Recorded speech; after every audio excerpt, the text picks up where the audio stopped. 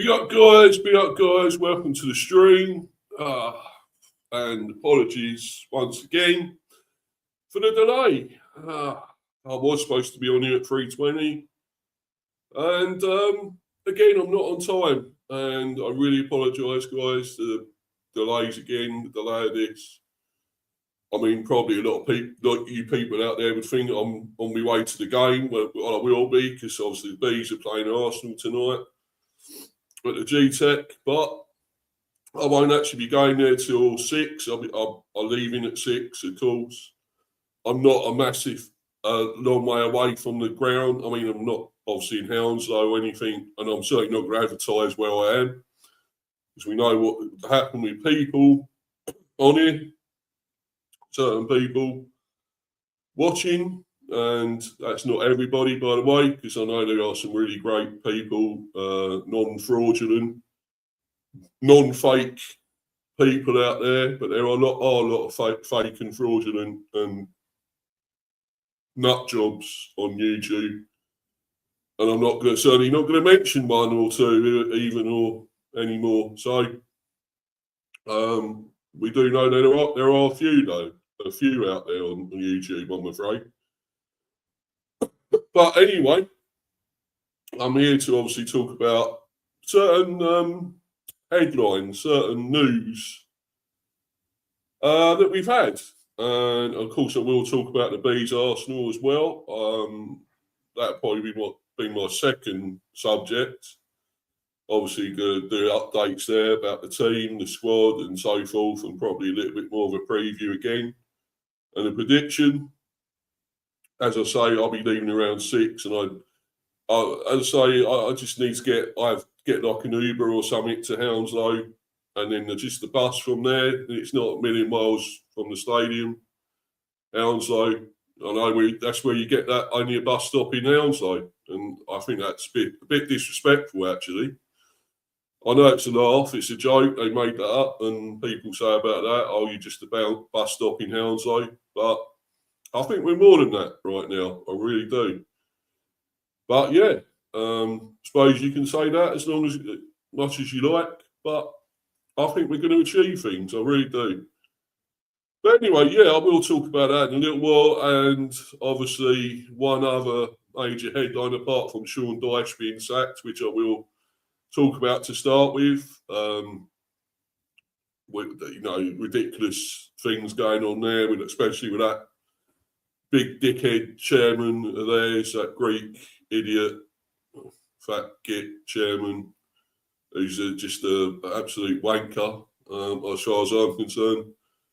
With a lot of money and a lot of control, but he's a prat, he's an arsehole. But anyway, but there will be the last one I will go on to, which will be about Tommy Tuchel getting a contract extension for England. But I'm going to save that till last, because I think I may be going off on a major rant about that one for obvious reasons. But yeah, I will save that till last, because I know I'm just going to kick off with that, and I'm going to go mad. But anyway, I will put the link in here as well, actually, just in case somebody comes in and wants to hop on. I'll put that on there.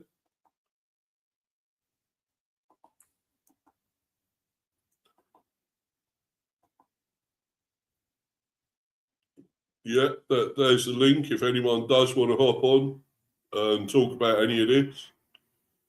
You're welcome to, anyone that does decide to want to do it, and available, ready to come on. It's there. And big up to you, Luca. Hope you're well, bro. Yeah, nice to see you, man. Got your team tonight, of course. A big game tonight. Really big game. Good luck tonight, yeah. Good luck to you as well. You might just need it as well. Not just us, because, yeah, you never know what could happen. Yeah, good luck going to the game. Yeah, cheers, mate. Yeah, you too. get there safely. That's everyone going to the game. Arsenal or Bees fans, please do so safely. Don't cause any trouble, and just get there, and don't kick off anywhere or anything. I'm sure a lot of you don't, but there are some that like to cause trouble. So please don't do that, and don't bring it into the stadium either when you get there to our stadium. So please, guys, no kicking off, right? And right, let's get into this. And of course, the first subject's be about Sean Dyche, and was it really a shock? Although I think they were saying, and they're saying maybe Sean Dyche read the room wrong, that he had no issue with Marinakis, and it seemed like he was still saying to him, well, well done, or something. He said him in the changing room or whatever. He spoke with him. Reckon there was nothing wrong there. Didn't seem like he wanted him out. He was pissed off with him. But obviously we know different, and what this guy's like, this Marinakis, what he's like. I mean, who would want to work under a guy like that as a chairman, You don't know if you're going to be safe or not, if you're going to have a long contract there and stay there that long or not. You don't know. Luca again, Salima might be out, I've heard. Don't know how true it is, might not be true. Well, I was obviously looking at articles in a minute about all that. So if he is out, that make our job a bit easier, probably, if he is out. But who knows? It's still going to be tough if you have him out. It's still going to be tough, but even tougher when he does play, of course. So, but yeah, because of illness, right? Well, yeah, we'll look into that in a little while, mate. But yeah, I want to get into this first about obviously Sean Dyche, and let's get into. Well, I'll do this one first. This article. So I've got some interesting ones here about all this. I mean, the fact is, he seemed like he probably would be able to save Forest. He saves most teams from the drop. Let's be honest. I think he only took maybe Burnley down once. I think it was Burnley, if I remember rightly. So he generally has a good history of keeping teams up. So yeah, it is a surprise in a way. This is a surprise, but be up to you, Irish Pit Terrier. Thanks for coming in, buddy. All good, Mr. B. Yeah, thank you. Cheers, mate. Thanks for coming in. I see you earlier, of course, in the Man United one on Richie's stream. Of course, that was interesting. Talking about Jim Ratcliffe, of course. Yeah, just popping in to hit the like. Yeah, it's cool, mate. That's cool. No worries, man. Please do that. Anyone else, please do that as well. If you're in here, please smash those likes. That'd be great. And keep the subs going up. I'm still on 210, surprisingly, but there you go. Luke, again, I heard Trossard, Odegaard travelled anyway about Sean Dyche. I don't understand why would you sack him now who Forest can get in now. Well, generally, you get this guy in to save you, don't you? And then why do you get rid of him now? Who else is capable of getting the team out of that shit? Sam Allardyce, yes, maybe. But why do we keep going back to him? Or, I mean, there's talk about Thomas Frank, because he's available now, of course, but I don't know, would he want to take that job? I mean, yeah, he's been there with us, sort of, Thomas Frank, and yeah, you could say he's been lower league, so, well, yeah. He had to get us up to the Premier. So if they did happen to go down, he would get them back, I think. He would get them back up. But then again, this manager don't want him to go. This chairman don't want him to go down, and that's what he's trying to stop. He don't want them the financial hit of going out the Premier. So that's what this prick's all about, isn't it? Big money, big shit. He is big prat, big wanker, billionaire, owner, and he's just a twat. He's an arsehole. And why would you want to go there and work under him anyway? Why would anyone want to go and do that now? Because they know what you do if you fail. You get so much pressure going into that job. If you fuck up, you're gone. You know that, unfortunately. I still don't know what Dyche really done wrong. Yes, they wanted to win. They, expected to win that game against Wolves. Anyone, you expect to beat Wolves, and they should have won that. Really, they had loads of shots, and it ended up 0-0. But at the end of the day, it's still a point. It's still a point towards safety. Yes, I know West Ham aren't far away. I think they're on 24. I think it is now, so 3 points behind. Yes, it is tight there, but I think he would have still got them out. I think he would have done. I think they would have started winning some games again, and I'm sure he would have got them out of that, away from there. Relegation between West Ham, Forest and Leeds. Yeah, I tend to agree there. Although with Spurs in it now as well. Don't forget about Spurs. So, they are in the shit. And Crystal Palace aren't far away from it either. They're down there. They lost surprisingly last night to Burnley, 3-2. Palace, Even though Strand Larsen got a couple, his first two for the club. Obviously his first goals. But they still lost to Burnley. And Burnley will be looking at, maybe a surprise get out of jail. There now. I think they're, what were they? Are they 19? Oh, what are they? Trying to think how many points they were on. 15, wasn't it? I think they're on 18 now. I think, Burnley. So, yeah, they're not far away, really. And if Forest slip up, Spurs still slip up anywhere. Leeds, whatever. West Ham. I mean, I think West Ham are going to get out of this. I really do. I can see them getting out. I just think there's going to be sort of a surprise maybe in there. Either Tottenham or Palace or something like that, I think maybe Leeds will be fine as well. I really do somehow. But yeah, anyway, back to this. And history shows Nottingham Forest are doomed, and there's only one man to blame. And that is this guy here.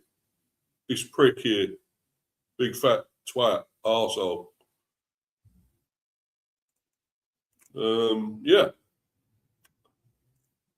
On Wednesday, Nottingham Forest failed to win a relegation 6-pointer. A week and a day on from that, they will contest the European knockout fixture. The juxtaposition highlights just how far Forest have fallen in not even the space of 12 months, but half that. The downfall has been as rapid as it has been unsurprising, with the club now staring at a possible return to the Championship. The blame for this fall belongs overwhelmingly to Evangelos Marinakis. And despite having no control over the club in UEFA's eyes, Mr. Marinakis' influence is not exactly covert. It was there when he stormed the pitch following Forest's 2-2 draw with Leicester last year. It was there when Nuno Espirito Santo spoke of falling out with the club's decision maker. It was there when Edu was appointed and backed over Nuno despite the latter's success. It was there when Ange Postecoglou was appointed. It was there when he was sacked. That influence was there when reports, which were somehow believable, suggested that Marinakis himself may step onto the touchline. It was there on Wednesday when the camera cut to him in the stands like Commodus in Gladiator. This is a mess entirely of his own making, and having taken Forest out of their championship purgatory, Marinakis may well have condemned them to a return. Step one on the Greek shipping magnate's road to self-implosion was getting in a very public spat with a manager who had just brought European football to the club for the first time in 30 years. Step two was to hire a manager who looked so woefully unequipped with a far better squad and one whose style was the polar opposite of your previous manager. Step three was to hire a manager whose defence-first approach may well keep you in the Premier League, but to then sack him with a club one place higher than they were when you hired him. Madness, really, let's be honest.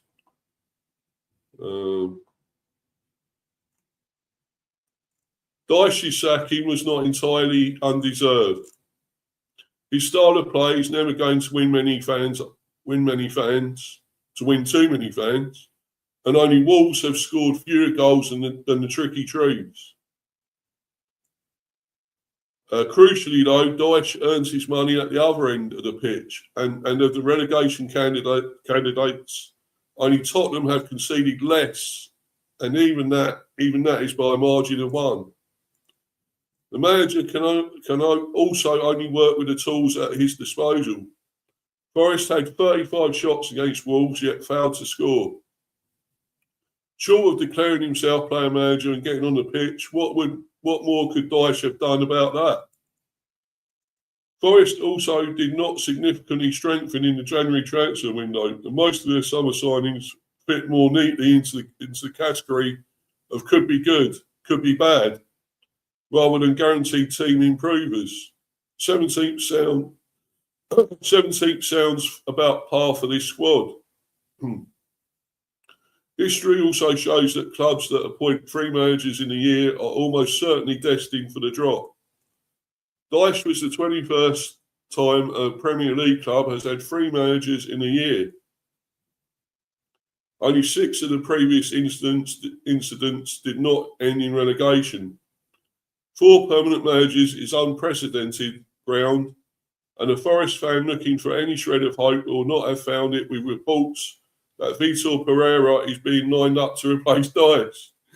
Was he the ex-Wolves manager? Of course, yes, he was, wasn't he? Not good, is it? That's the Vitor Pereira who secured 2 points from Wolves' opening 10 games of this year before being sacked. Exactly. Football managers have a habit of falling upwards, but Pereira's appointment is reportedly due to his man management skills, with Forest keen to replicate the bond that players had with Nuno Espirito Santo. If only they had not sacked the man all the players got on with in the first place. Exactly. Nuno. Forest season may well then hang on the man who started the year there for you. Feel that if the team do stay up now, if the team do stay up now, it will be due to the fault of others rather than any kind of run Pereira would be able to generate. Both West Ham and Forest face Liverpool and City in 2 of their next 4 league games, but after that it is the London side that has the more favourable running. If or when Forest do go down, it is hard to see Marinakis turning over a new leaf and indulging in some self-reflection rather than blaming others. But everyone else will know that this was a mess entirely of his own making. I totally agree there. They got about the Tottenham Hotspur new manager who they should appoint, but obviously we won't go into that at the moment. We're talking about Forest, of course. So I totally agree with a lot of that, and it would be his fault. He's only got himself to blame, to be honest, with what he's doing. But here's the next article, the other article I want to talk about. I want to read through. and discuss.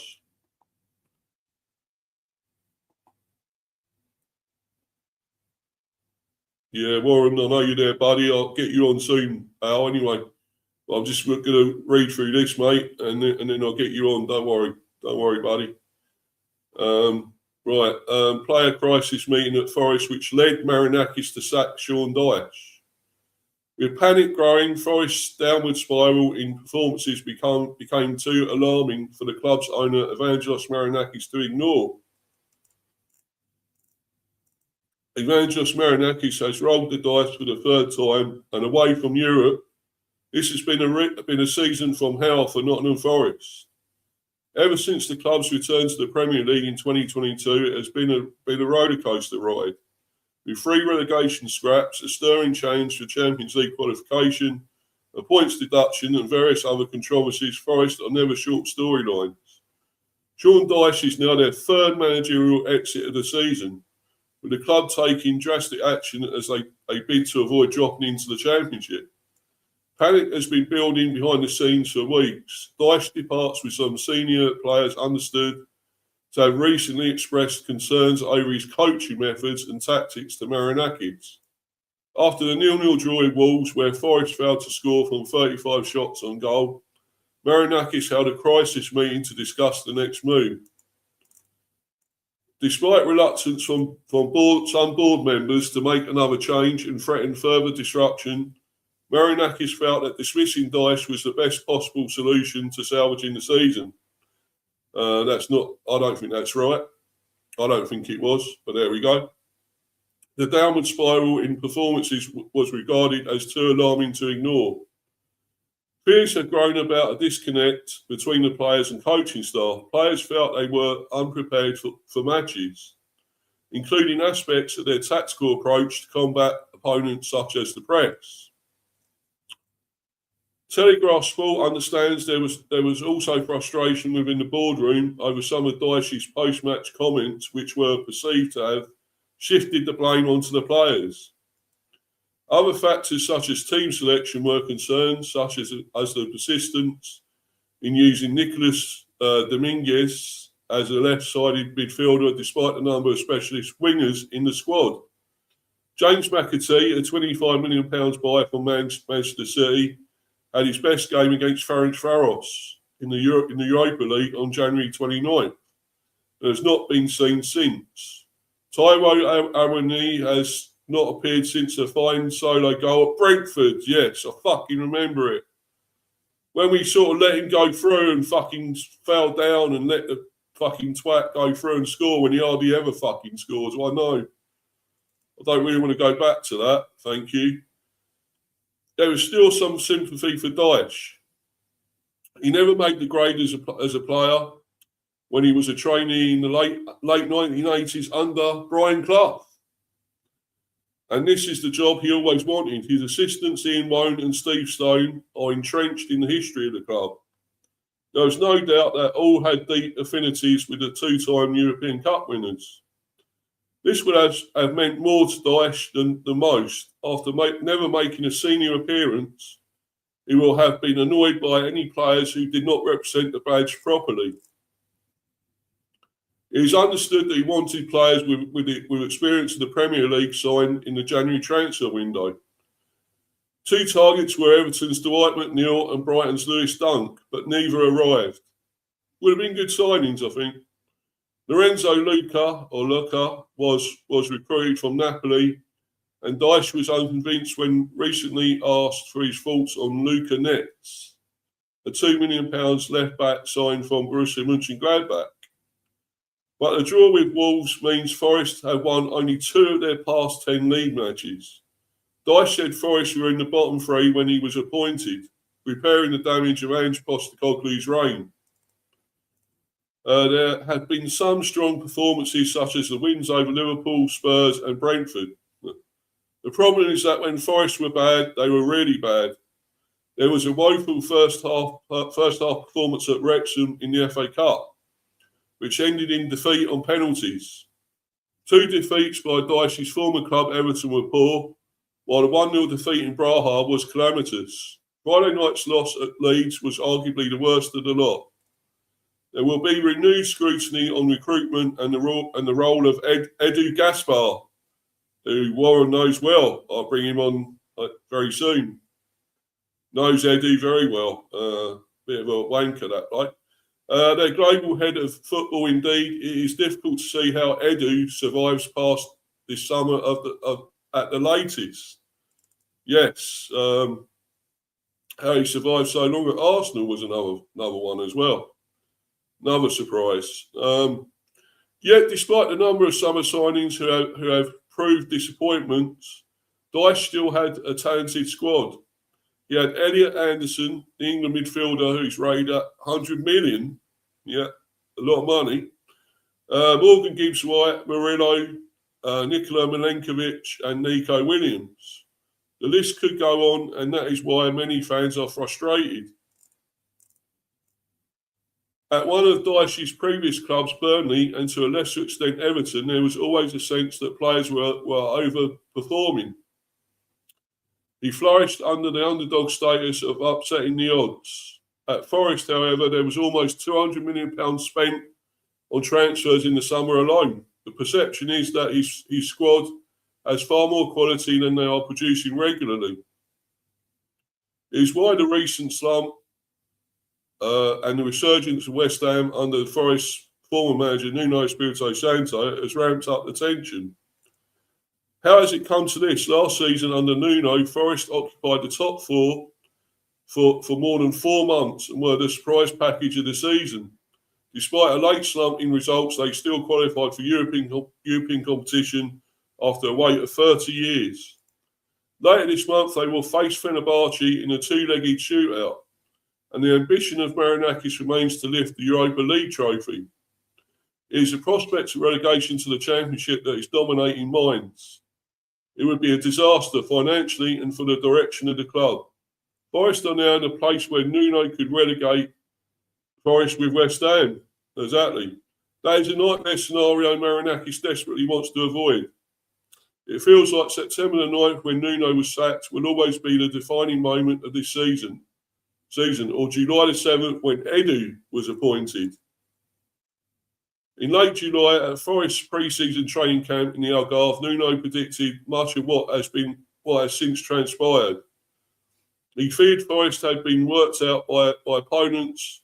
They won only 2 of their last 8 league games, losing 5, and would never benefit from such good fortune again.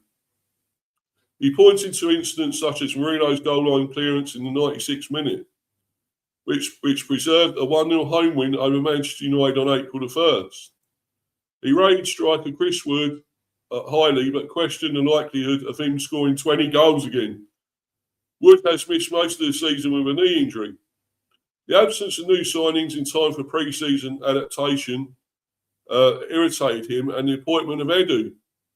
That arrival damaged the dynamic in Nuno's eyes, and there was one particular moment when a remark from the Brazilian killed the relationship. It has been argued in some quarters that Marinakis chose to back Edu over Nuno.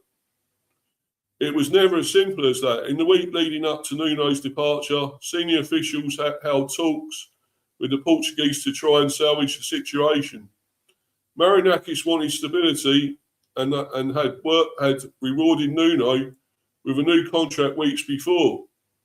Yet there was something nagging away at the Greek businessman. He eventually concluded the situation was irretrievable, and Nuno's public comments were too disrespectful to wave away. Was it the wrong decision? This season's struggles and disruptions suggest it was, but it was untenable on both sides. The decision to appoint Postecoglou was a poor one, and Marinakis realised that very quickly. Postecoglou made the mistake of allegedly telling the players that last season's achievements meant very little, as he strove to implement a drastic change of style. His constant references to Tottenham were a grind. He was still angry about that bitter breakup a few months after winning the Europa League. The press pack, who regularly cover Forest, didn't care about what he achieved at Tottenham. So why would the fans? Postecoglou was sacked after 39 days in charge. Dyche was the sensible choice as his replacement, and one of the few targets in range of Forest's financial ability at the time. Forest would have been desperate to see out the season with Dyche and then reset in the summer. Now Marinakis needs to find a fourth manager of the season. With relegation a prospect he dares not think about. This was supposed to be a season when Forest challenged at the top end and continued to make progress. Away from the excitement of the Europa League adventure, many fans are desperate for the season to end. So, yeah. I've got two guests actually, Wayne, but I'll bring Warren on first. And my question to him is, do they deserve relegation now? Should they be relegated? This Marinakis, especially for what he's done with sacking another manager. What would you say to that, Warren? How are you, buddy? Can you repeat the question, please, Steve? Do they deserve to be relegated now, Warren, for what he's done with Marinakis with his club? I don't think the fans deserve it. Well, mine in particular does, but the rest of them don't.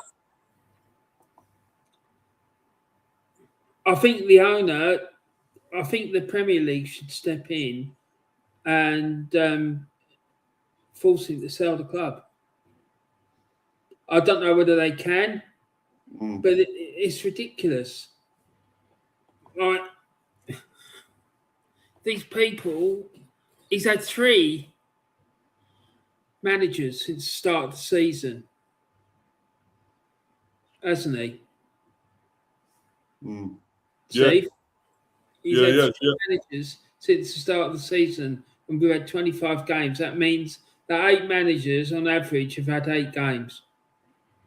It's absurd. The guy's a problem, and this is why one of the reasons I want that fit and proper persons test to be strengthened and looked at. Because how's a man like that being able to get his hands on a football club? Yeah, I know. I mean, this man's an absolute clown. He thinks he's got too much power and clout. And yeah, he's got a lot of money. He's a billionaire. He's got loads of dosh. But at the end of the day, you know, what does that bring you? Because you're trying to you're trying to buy your way to success, and that doesn't work.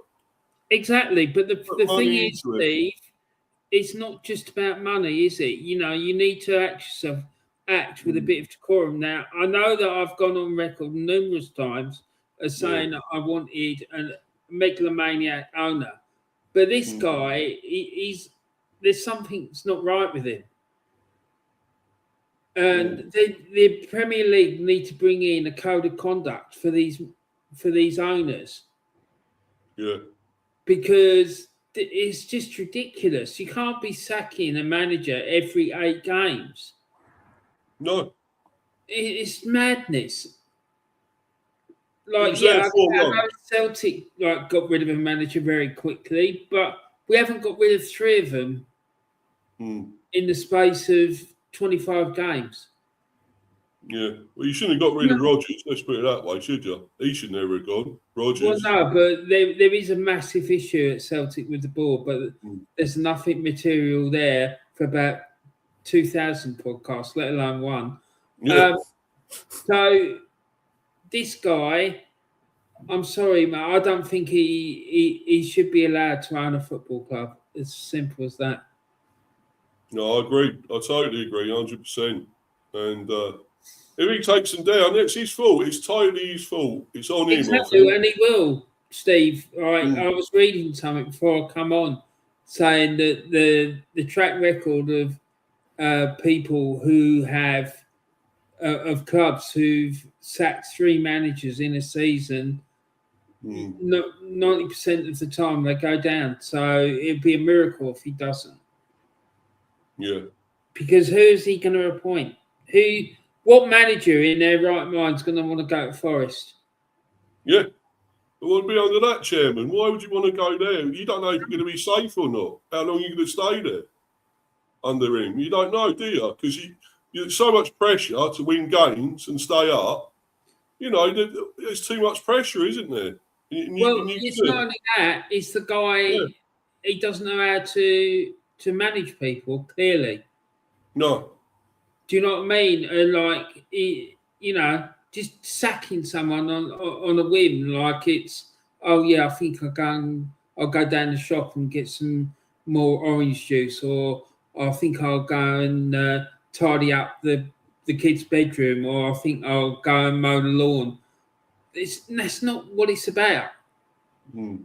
Do you know what I mean? There has to be like a code of conduct for these people and how they behave, because it's out of order. You can't behave like that. No, you can't. You know what I mean, Christ knows what Brian Clough would have to say about it if he was around. Yeah. Well, he was mentioned in that article as well, as you know, and he was a trainee there or something apparently under him. Yeah, he was. And of course, they had Wone there and all that. Steve Stone as well. Yeah, were all there. But yeah, and getting back to what about that thing with Edu as well? As you know, Edu at your club, remember that? Yeah, how much power has that man got? Because to me, it sounds like he's got none. And to be honest, that's the only thing I do agree with him on, is not giving that man any power, because he's proven himself not to be. He's not competent, Steve. No, it's not. But like that guy, the Premier League needs to do something about that guy. Quick, smart. Yeah. He needs to be called into a meeting at Lancaster Gate, and someone needs to say to him, "Look, this behaviour is not acceptable. You can't do that." Do you know what I mean? I know he owns the club, lock, stock, and both smoking barrel, as far as I know. Yeah. And he could quite, legally, he could just turn around to them and tell them to do one. It's got nothing to do with them. But I'm sorry, I just think they need to do something, because it's ridiculous. It's bringing the game into disrepute. There you go. There's a charge that doesn't get used very much these days. They used to get used a lot more in the past. It's called bringing the game into disrepute. It's when people do stuff that's out of order. Well, he done it at your club, didn't he? Let's be honest. He was a player there, as we know, and probably not the best player you've ever had, was he? As well. Steve, talking about Marinakis. Oh, right, yeah. But I thought you were still on about Edu. With bringing the game into disrepute. Well, they're both Marinakis and Edu are both, arseholes. Because he backed Edu as well. Do you see that? Marinakis was backing Edu over Dyche. So, was it Edu that sacked him? No. Huh? No, Edu didn't sack him, but he was backing what Edu had said and what he'd done, his decision. Well, so Edu went to Marinakis and said to him that you need to sack this guy. Is that what happened? I think it was similar to that. And well, then they both need to go. Because if he's got to him, you need to sack him, then that's right. There's a big chunk of that's down to Edu. Yeah, I think he had a hand in the Ange one as well, getting rid of Ange. Well, there you go. I mean, that just sums it all up, doesn't it? I mean, why didn't he do that at Arsenal with Arteta? Yeah. Well, we all know he's untouchable, don't we? I suppose. But he wouldn't be untouchable if I was running that club. First thing I'd do, if I was put in charge of that club, is to call him in and say, well, what's going on? How come you ain't won anything?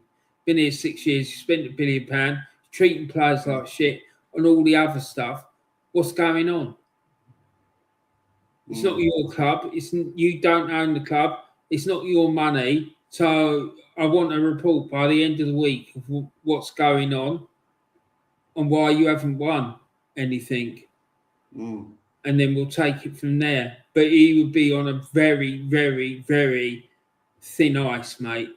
Let's put it like that. But anyway, going back to this, my thoughts are on it that I think Marinakis needs to be brought in front of the FA. He needs to be charged with bringing the game into disrepute, and because this is not acceptable. Yeah. But speaking of sack managers, I'm going to bring on my other guest now, who's recently had another manager sacked at his club at Tottenham. So big up to you, Harry. Hope you're well there, buddy. Hey, you're right. Yeah. What do you You're right, mate.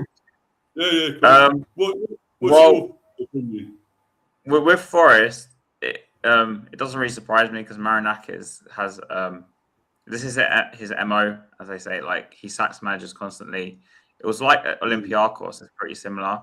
And Pereira coming back because it's basically a done deal. I think you're reading about it on the article, but it's basically a done deal. It's someone he had at Olympiacos, so that's not surprising. But for me, the damage has already been done when he sacked Nuno. Because Nuno was also not only like a good manager at Forest, he's also like a fan favourite. I think Nuno was doing a great job at Forest. And that's when you guys both spoke about Edu. So Edu, I think, might even be involved at transfers at Olympiacos. I might be wrong, but I read it somewhere. Because, he might do player trading between the two clubs. I think there's even been some a loan or I can't remember which player it was. So Edu's basically Marinakis' guy when it comes to transfers, which is why Nuno left, because Nuno didn't want the players he was offered. And in the end, made the comments he made and he was sacked. And Ange essentially was, again, Marinakis' mate. They knew each other before. So that's why he gave him the job. I mean, I'm Greek myself, so I kind of know where they met. It was some award ceremony. Some award ceremony they gave to Ange. Marinakis was there. But Marinakis has always been like this. He's just crazy. But for Forest, I mean, Dyche, from what I read this morning, had only lost one game in 6 or something.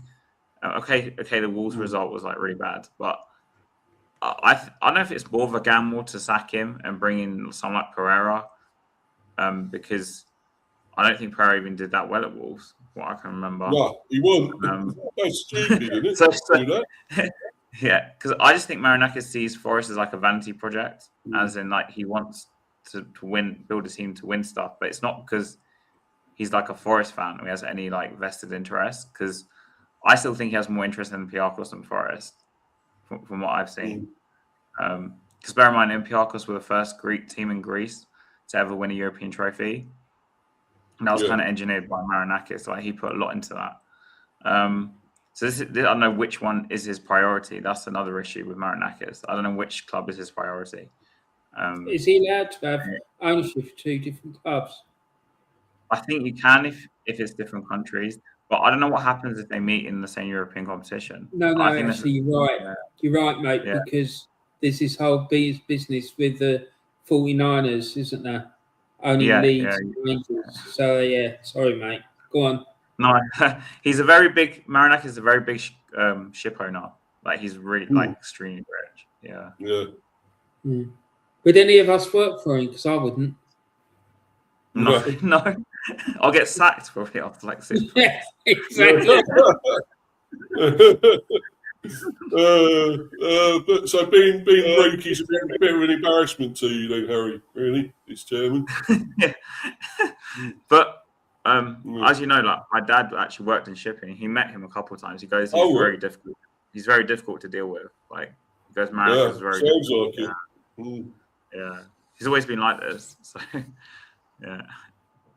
Yeah, well, so what do you make of it all, though? Because, of course, you had Mr. Frank sacked. Got the boot. Yeah. Well, I'm worried, if I'm being honest with you, I'm worried it's too little too late, because I just think the rot's gone so bad. And I think the difference is this where Marinakis is kind of better than our board. I hate to say it that way, because obviously you spent 10 minutes, 15 minutes slagging him off, which is fair enough. I can see why you have issues with him. But at least he's appointed a manager already. With our board, they got rid of Frank, whether reluctantly or not reluctantly, because there's even a rumor going around that the owners got rid of Frank over the board. It's hard to really explain. Because Vinay and Lange is Frank's mate. I don't know if you know about that, but he's basically his mate for 20 years. He's a director of football. He's our director of football. And he's one who brought Frank. Yeah, and he's known Frank for like 20 years. They're both Danish. But they apparently went over Vinay, our chairman or football person now, basically took Levy's role, and went and sacked Frank because they wouldn't. So now it's like the club is a mess. Like, and the thing is, I was at the Newcastle game, and there's just a certain moments you just know that it's the end. I hate to say it this way, but like when the second goal went in from Newcastle, because we got the equaliser, and I was thinking, oh, maybe we can get the win, but Newcastle were better than us. And then they got the second goal, and then we just couldn't do anything. Like we tried, we just couldn't do anything. I just felt like it's the end. Like I know we're 5 points clear, technically speaking. We've got Arsenal next, and then we've got to go to Fulham, and then we've got to go to Liverpool, and we've got like Palace as like a 6-pointer really in between there at home as well. Like if they get this appointment wrong, I think we're gone. I think we're going down. Honestly, I think that's. Well, you're right down there, aren't you? You are down West Ham have the momentum. That's it. West Ham have the momentum. They've only lost like one of their last 4 games. I'm worried about Spurs because there's a couple of clubs. It says that sort of pretty. They haven't got. I don't think that they're set up for a relegation dogfight. We're not. No, because when you look at our squad, Warren. I mean, I've been supporting Spurs since I've been going in the late 90s as a kid, say when I was like 7. I remember those teams, obviously not vividly, but we went through a similar scenario a few times. One, I hate to reference this year because it's bloody horrible, but in 2004, we finished 14th. And this year really reminds me of that year. But the difference between that squad we had, which, bear in mind, they weren't the greatest players, and the squad we have now is that squad had like players like Jamie Redknapp and like some older heads, let's say, and Robbie Keane. They had goal scorers at least with Keane and Defoe.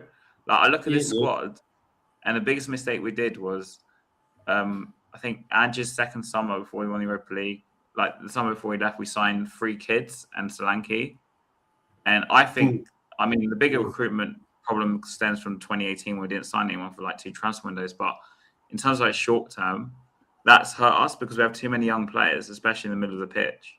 Like you got Bergvall, Gray, whatever, and then you don't have goal scorers, and then the wingers are also kids as well. You've got Tell, who's left now, and Odegaard is injured, and in the back line, the 2 centre halves don't want to be here.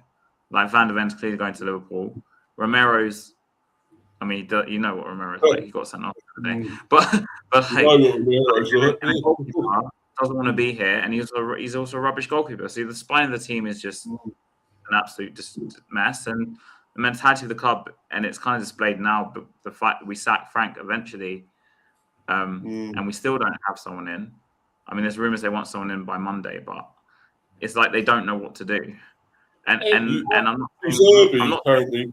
I just think I heard something this morning, and I think if this is true and it happens, it'd be the best thing that Tottenham can do is bring back Harry Redknapp to the I want him back. I want him back. No, I just think it'd be a really good idea because he knows the club. He's got a feeling for the club. How long has he been out the game? A long time now. 10 years. 10 years though. I think it's 10 years ago. Yeah, is he 79 or something now, I think, isn't he? Yeah, 79. Martin, Steve. Is what we're on? It's probably about the same age as Martin. Oh, no, I think he's older than Martin, I think. Really? O'Neill, yeah. Yeah, I believe he is. But, experience, they say, is good. But if he's been out so many years and not used to the way it is now with football, is that really a good idea to bring him back? Well, it worked all right with Martin O'Neill, didn't it? Well, yeah. Maybe he's been in the game a bit longer than Harry because, he's been out having his own private life in Bournemouth and all that. Where he is. Sorry? Said Martin hasn't managed for about 15, 20 years, something like that, I think. Oh, right. Well, I thought he was still involved somewhere. I thought he was still at... all he was doing was going on Talk Sport. Oh, right. But I just think as well, like I've told you before about what I think about football these days, and I think some of these old school managers could come and show these youngsters a thing or two about how to manage properly. Do you know what I mean? I still think Harry Redknapp could do a good job. You listen the way he talks about the game and stuff like that, and it's a shame really that Roy was taken ill, because I think he could do a good job. Do you know what I mean? Because I just think all this nonsense about modern football, it's not working, is it? You know, and it's not. But were you thinking about Pochettino there, Harry? Would you have him back, yes. or would you? I want him back. I don't see him coming back in this situation. I don't. I think there's such a mess at Spurs that I think you might struggle to get a manager unless they've got some strong affection for the club, like Martinez at Celtic, unless you can persuade Sean Dyche to come to Spurs, because he's an expert. Sean Dyche or Big Sam, because the reason I'm saying that is because gets them out of shit. Relegation battle, they need to get out of it. Right? And them two are experts at getting teams out of relegation trouble. It'd be temporary as well, just be temporary, not permanent. Steve, if I was a Spurs fan, I wouldn't really care about anything else other than getting my club out of relegation trouble. Those two are the experts, because if Spurs go down, I think they might have trouble coming back up for a while. You're right, Warren. You're right. We don't have the minerals to come back up. We don't have the problem with the squad building has over time, the past say 4 or 5 years, maybe, I don't know.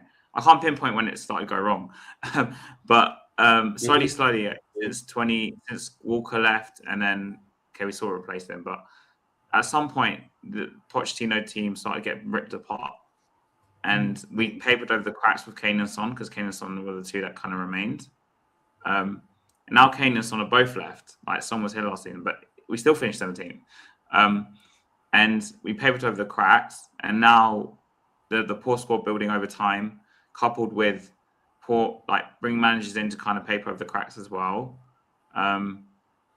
It's all come to pass really now. Like it was we used to joke, right, in the fan base, Warren, that without Kane and Son, we relegated. This was a joke we used to have. But now it's becoming true. Because this season... Do you think it started after the Champions League defeat to Liverpool? That it all started to unravel after that Champions League defeat to Liverpool in the final? Oh, back in 2019, you mean? Yeah. Yeah. That's a good pinpoint, I'd say. Yeah.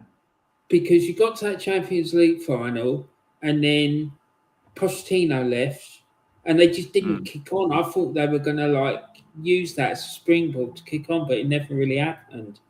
Same as Arsenal, to the Champions League final they got to, they didn't kick on. The Spurs, the problem is everyone. It's not just one person. Like the players, when I was at the Newcastle game, as I said, and they just looked defeated. Like they look like they've given up. It's a bit weird. So we need someone to come in and just give them a massive rock up the backside. I'm more for going for it might sound unpopular, but going for Sherwood as the manager till the end of the season. Sherwood. And Redknapp as his advisor, because Redknapp's 79. Because my argument is you have Sherwood as the guy to shout at the players. We need some motivation, and Redknapp he's good at praising the players and man management as well. I think you need I would do it that way, but we're running out of time as well. The derby's in 10 days. You need to get someone in. You need to get someone in quickly within the next 2 days minimum, because if you can get a new manager bounce, North London derby is so unpredictable. I've seen plenty of them, mate, and they're so unpredictable that it doesn't matter what sort of form the teams are in, you can never predict what's going to happen. It's same with any big derby, like Rangers, Celtic, Arsenal, Spurs. United, Liverpool, you can't predict what's going to happen. It doesn't. The form book goes out the window. Everything goes out the window. And if they get a new manager bounce, they could turn Arsenal over.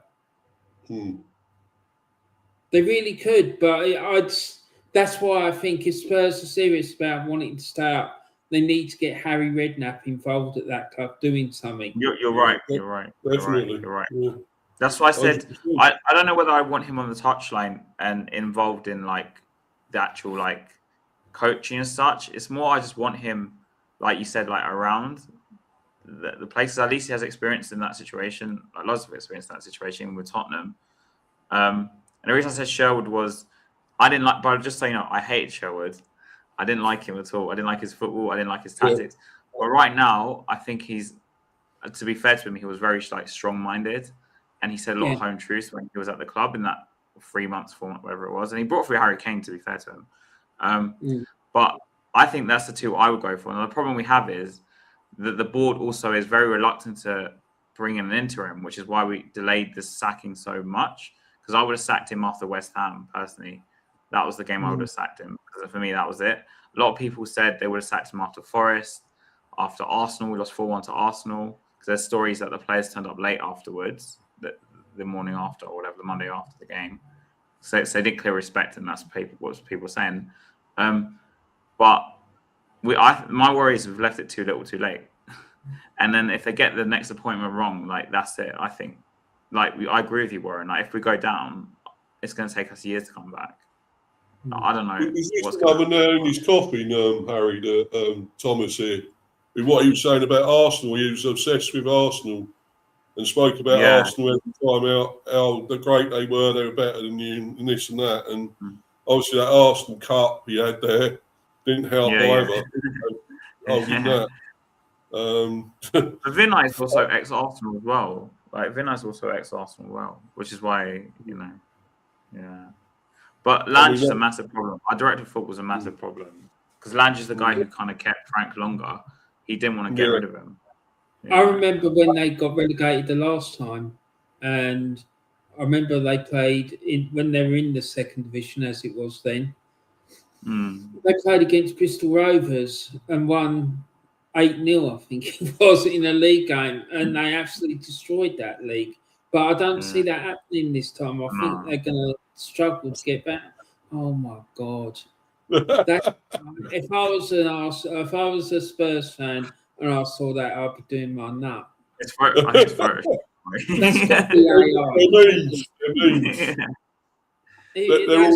They're all memes. They're memes, Warren. They're just memes. Well, I was going to say, because Jesus, you can't be allowing like photographs like that going out in public. It's funny though. It's funny. Did any of you watch Darren Farley at all? Who? Darren Farley. Oh, he does like. I know him. Yeah, the impressionist. He did one this morning with Spurs managers. He's got like every single manager on the list. Oh, he's brilliant, isn't he? Yeah. He does Dyche and everything. He does loads of them, doesn't he? When he manages and everything. Yeah. I'm with you, Warren. I think even though I wasn't alive yet, I read about when we went down previously, especially because last season we were we weren't in it, but you could argue we could have been in it. So I was reading about just 77 because that's when we went down, right? I think but the difference is back then is managers has a lot more power. So I think we went down with Birkinshaw, if I'm not wrong, and the difference is they let him get rid of all the dead words and build like a team or rebuild, whatever you want to call it. And obviously back then managers had way more power. The problem at Tottenham is there's too many politics. There's too much politics. Like, say we want to get a player, it's not that the manager can say, I want this player, or give like a list. Like the Sousa we signed in January, who's like a 19-year-old from Brazil. How's that guy going to help us in a relegation battle? I'm not against him personally, but how is that guy going to help us in a relegation battle? He's a kid. See, it's just like... I just don't see that guy is on the screen now coming back. I can't see it. If we get relegated, he's not coming back. No, Pochettino, I just don't see him coming back unless he's like desperate to get back into work. I just don't. I think they could just like tug on Harry's heartstrings and get him to come back. I don't think this guy will come. He won't last. He won't last 1 month. Yeah. De Zerbi's a hothead. He won't last at this board. He's good manager. This one, Iriola, a rating. My worry with Iriola though is he started really badly at Bournemouth, and the thing is, manager that comes in now has to start well. Like there's no leeway. We've only got 13 games left. This is why the worry was we left it so late. So if we sacked him, say, 7 games ago, you'd have 20 games, which is almost twice as much. But because we left it till like almost 10 games left, really. I mean, because we've got Arsenal, we've got Chelsea still to play away. It's the second last game is Chelsea away. Arsenal at home. Like we've got good play Palace, Forest. Like these are not like those games on paper you start the season and think, oh, we're playing Forest at home and Palace, we should be, But then the situation we're in. He'd be a good one, Glasner, wouldn't he? He'd be a great manager. There's another one, Steve, who's a bit of a hothead, apparently. Oh, Glasner. Mm. Yeah, I mean, I don't know. If I was a Spurs fan, I'd be worried about any of these. I think Glasner may be at the end of the season, but he won't come now. Yeah, no, it's too much for a risk now. Do you know Silva, what I mean? He won't come now. Why would he come now? Yeah. The problem is that Spurs they should have done this a couple of months ago, really. Yeah, that's what I'm saying. Yeah. Do you know what I mean? So they give the new manager time to do recruit in the transfer window and stuff and have some games under his belt, get to know the squad, because now he can't change anything. His window's closed. He's got to just work with what he's got, and I think that man there is probably the man for the job. Yeah, definitely. I agree with you. I just don't know whether he should be the guy doing a lot of like what's the word? Is heavy lifting the right word? As in, I don't mind him being on the training ground with the players, even being on the touchline, sitting down on the with the rest of the staff. But my worry is because of his age, and like, do I really want him doing all the work? I just kind of want him doing the work he's good at, plus someone doing like a younger manager or ex-Spurs player, whatever, doing more of the heavy lifting in terms of like the coaching. Because I think Rant needs to be around mainly because he has experience of the situation, and also because he can motivate players and put arm around the players and say, "Oh, look, you're like amazing" or something. I don't know. So that's why I'm more of a duo sort of idea rather than like, because all the managers listed to me there, one, I don't think a lot of them are attainable. I mean, De Zerbi is attainable, but I don't trust him really in this situation either. Like, I just don't see it working out. And Xavi as well has got no experience of working in the Premier League. So I think that's a big no-no. That would be a huge risk. He doesn't want to come. Silva won't leave. Glasner's leaving at the end of the season. He won't leave now. You want someone who's got some experience of getting teams out of relegation scratch. Yeah. He just got sacked. Just the season, just give them a contract so they can get them out of this trouble, and then because of the size of Tottenham as a club, they should be able to attract one of those other managers that were listed there. Do you know what I mean? I just think it was a big mistake to sack this guy. I don't understand why they did that. It doesn't make any sense to me. The first trophy in God knows how many years, and then they go and sack him. I would have said to him, okay, look, finishing 16th, 17th in the league is not really good enough. We need to do much better than this. What's your thoughts on how we can improve it? But just to sack him like that, I just found it a bit bizarre, really. To be honest with you, I wanted him sacked, but I didn't really like Ange. I know he wants to. I just didn't like him, and I just thought his football was. It's like we've gone the opposite. So Frank is too pragmatic, or seen as too pragmatic, and then Ange is too gung ho. So really, we need someone in the middle. And yeah, you won us the first trophy. I was at the parade, by the way, with the 200k Spurs fans. I was actually there. Yeah, so it was like an amazing experience. But I do think, even though he's not been here, I do think he has had some sort of effect on our season, because once the squad themselves accepted 17th last season, if in some ways, this season kind of like their standards dropped, if that makes sense. Like, I know I've seen a lot of players just not be as aggressive in games and and maybe they didn't like Frank, but I think some things they had to take some responsibility for it, and I think that is, I'm not saying Ange is completely at fault for it. I'm saying but I do think he has had some effect on the season in the sense that we've accepted that we're just not that good, basically. But the players have accepted that they're not. 17th is like acceptable, basically. That's what I'm trying to say. So what about Steve? What about Thomas Frank? Where do you think he's going to end up? I don't know, Warren. I reckon he could go abroad, you know. Yeah, I think so too. Yeah. Probably. Yeah. And big up to John and Rich, of course, as well. Yeah. United fan. I all big up Mr. B, Pink Floyd, and Nads.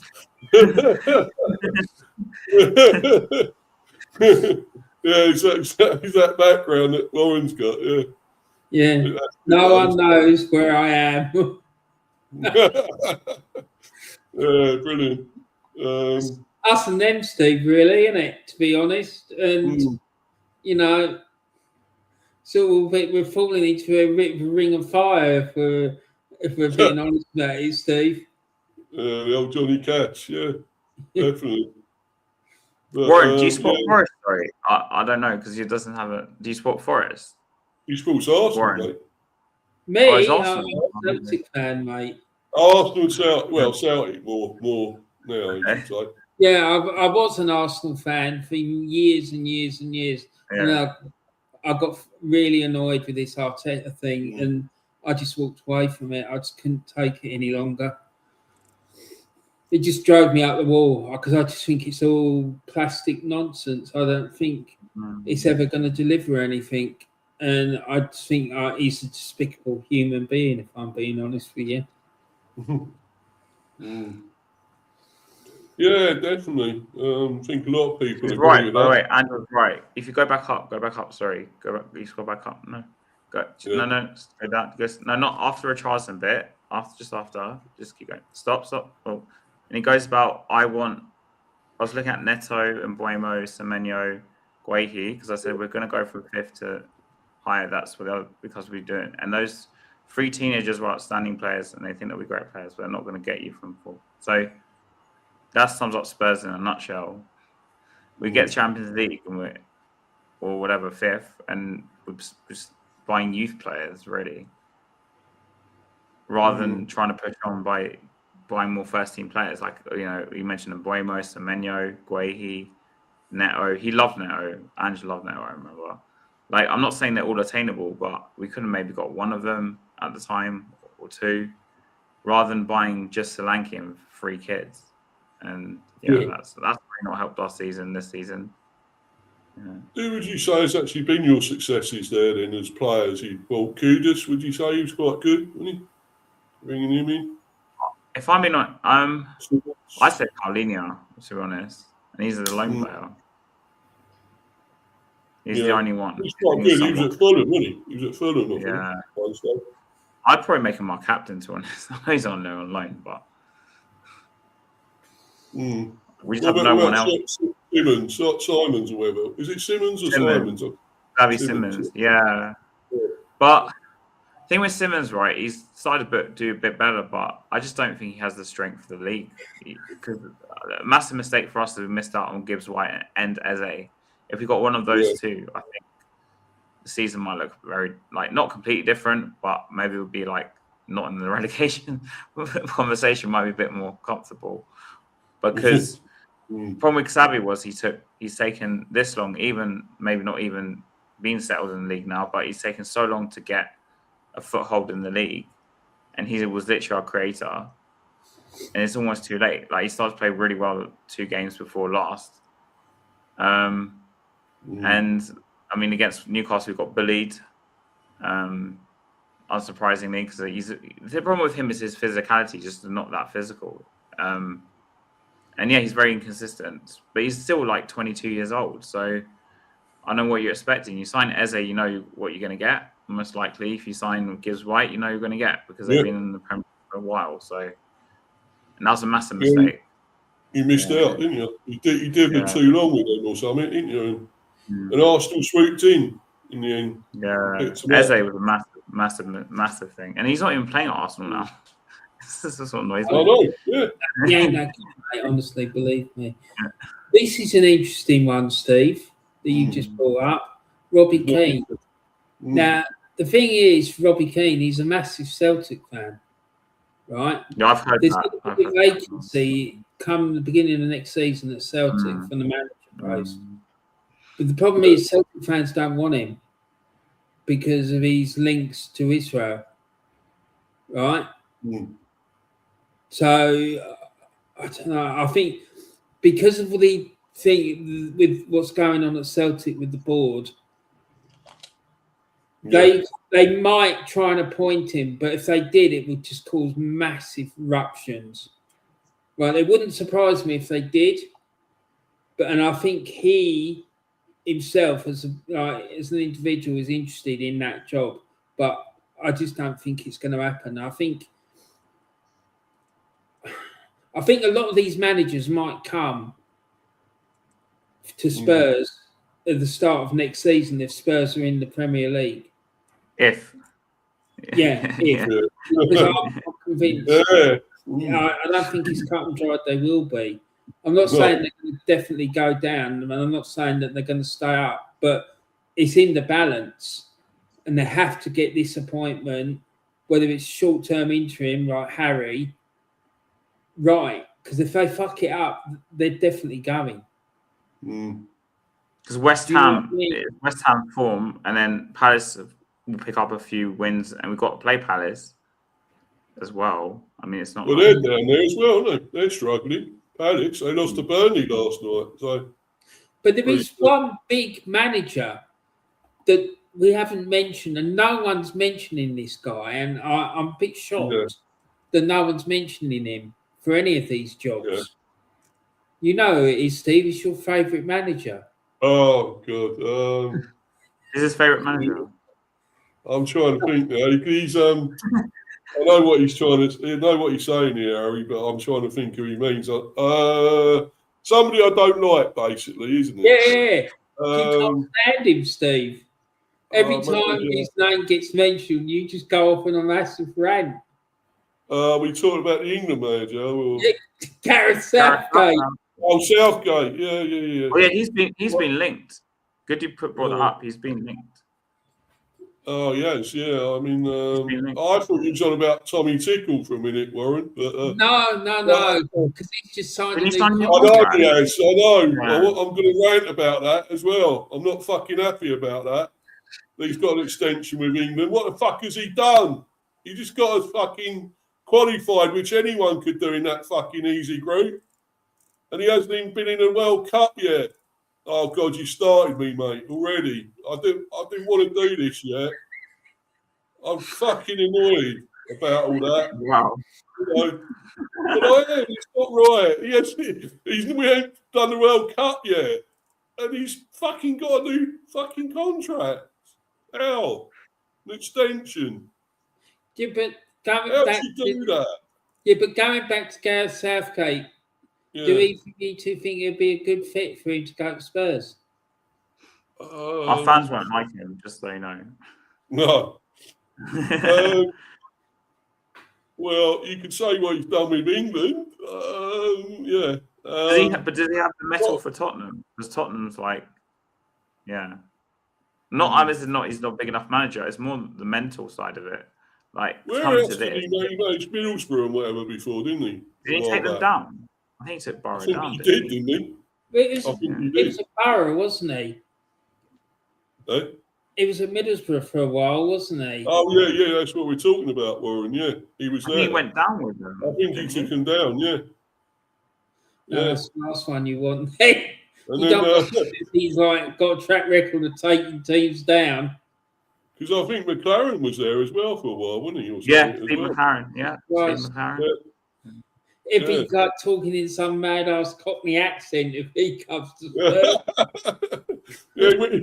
he went to final, didn't he? And tried to speak Dutch. And I'm here as his new manager, like a Dutch, Dutch, like talking like that. He wasn't actually speaking in the Dutch language. Fucking idiot, mate, that guy. Fucking twat. And Wally with a brody, basically, isn't it? So, but yeah, We're I mean, massive trouble. We're in massive trouble. So I think for me, I don't mind taking Southgate, but a lot of our fan base, because they're so fixated on the style of football again, is I don't feel accepting. And the problem is, in this situation, we need to bring in someone that, sorry to interrupt you, that's someone that the fan base will accept and be on board with. Yeah. My worry with Southgate, it's not that I can tolerate him for a few months, so we stay up. I don't mind, but it's so toxic. Like, our fans will just go ballistic. I've seen people say if we appoint Southgate, then they're going to watch the rest of the season. So that's why I'm very big on bringing someone who's Spurs affiliated, at least. I don't know. Because there is another good one that he could go for, but I don't think he'd come. I don't think we'd be able to get him out of his current club, and that's David Moyes. Yeah, he won't Do you know come. what I mean? Because you need someone who's got experience. These are the things that I think Spurs need to look for. Someone who's got experience of working in the Premier League and someone who's got experience of getting clubs out of relegation trouble. Because you're 4 off the bottom now.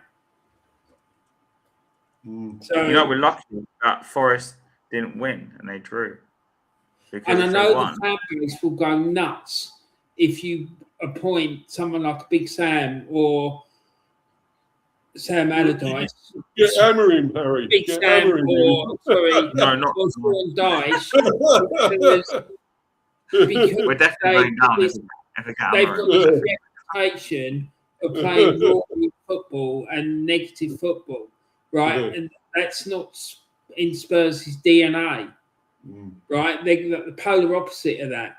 But the situation is such that you need to get out of where you are. And win 1-0. It could get really bad.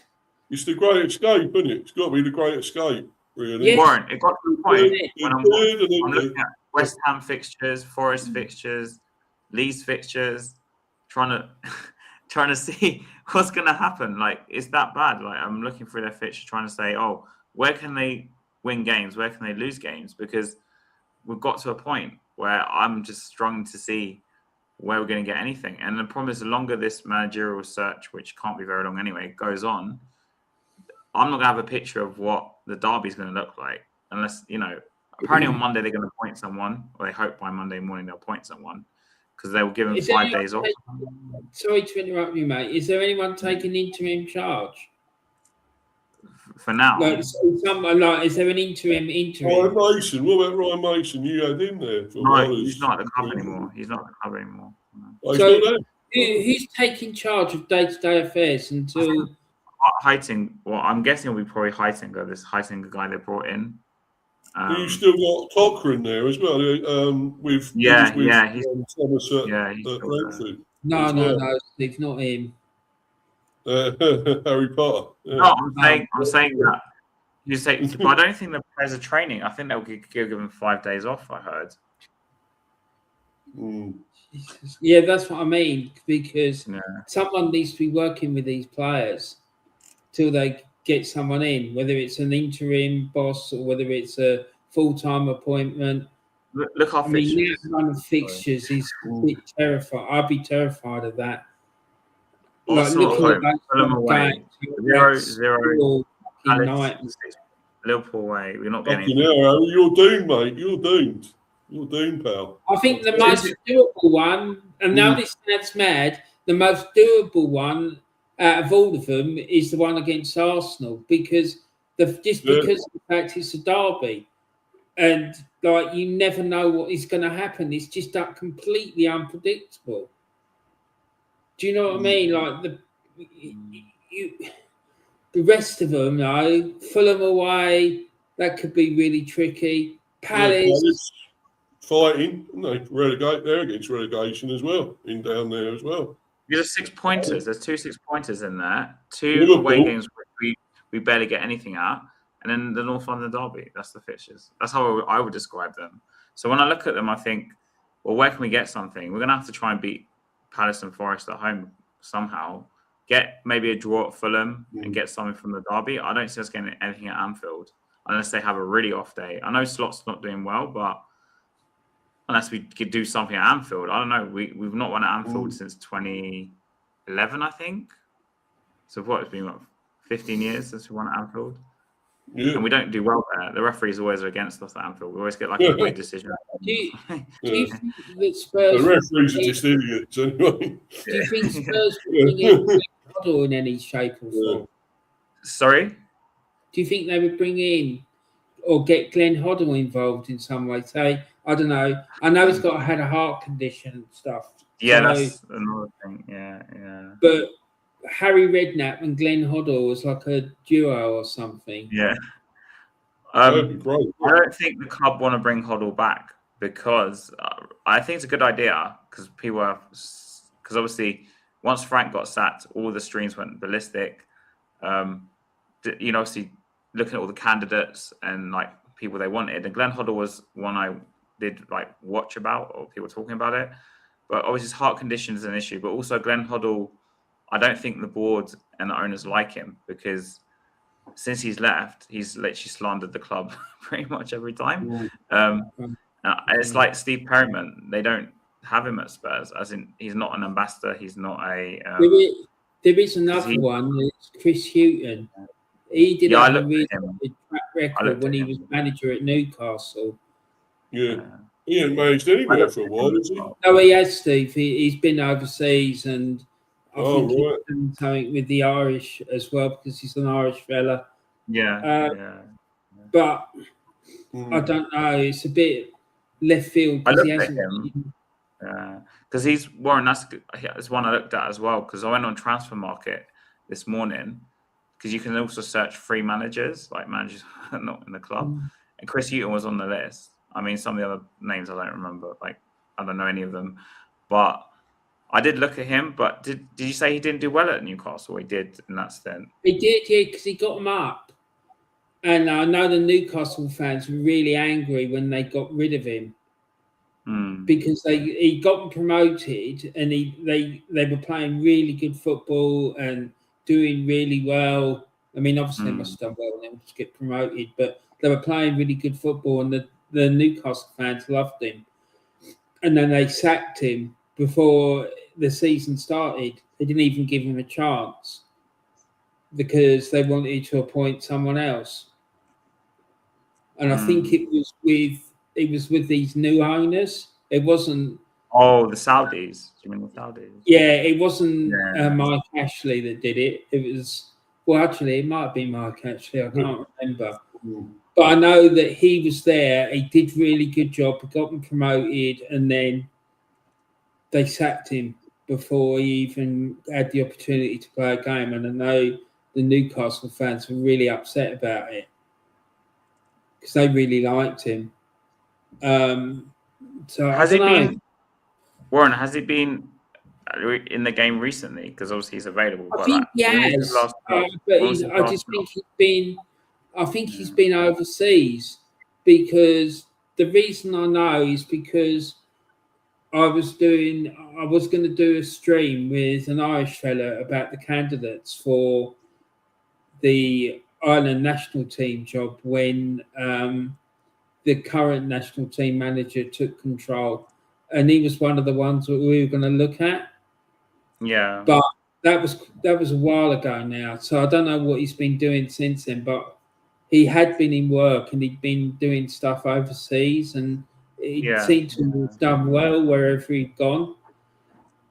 But for me, I just think you need to get someone who's got Premier League experience and someone who's got experience of getting teams out of dogfights. Yeah.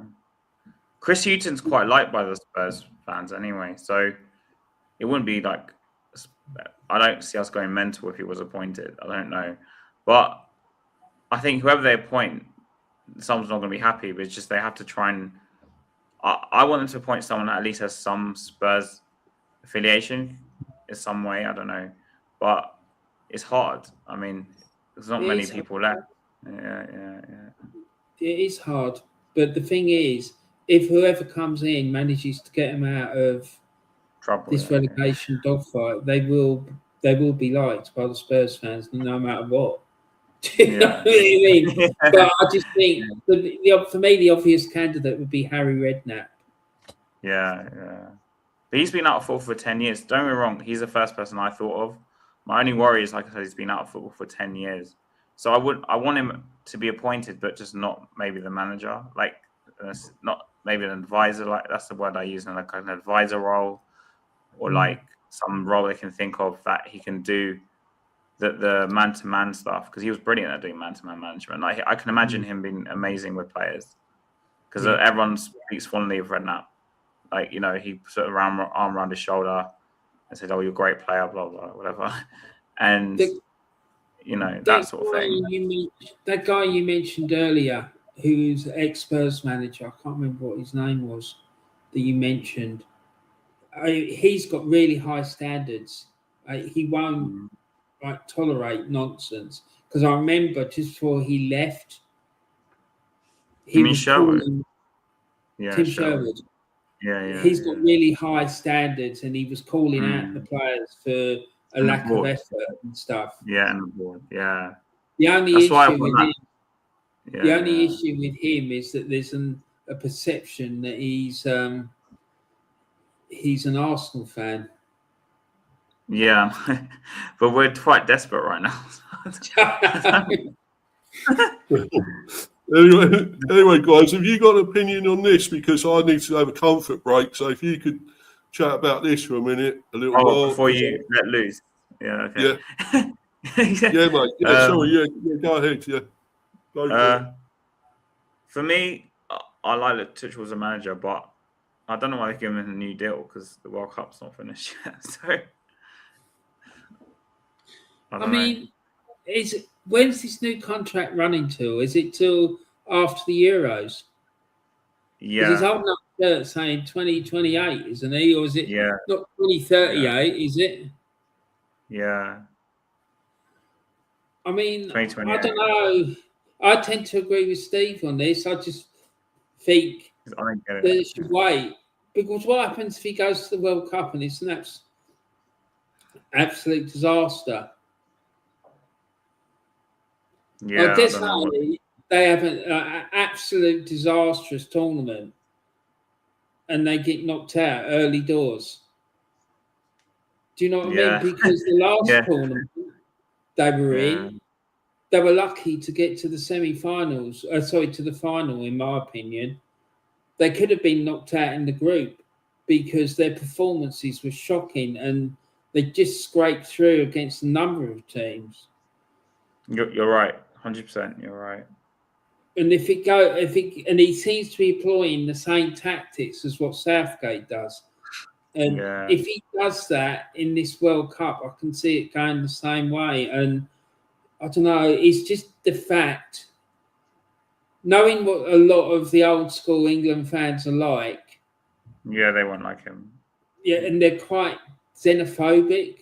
I don't mean disrespectful to England fans, but they are.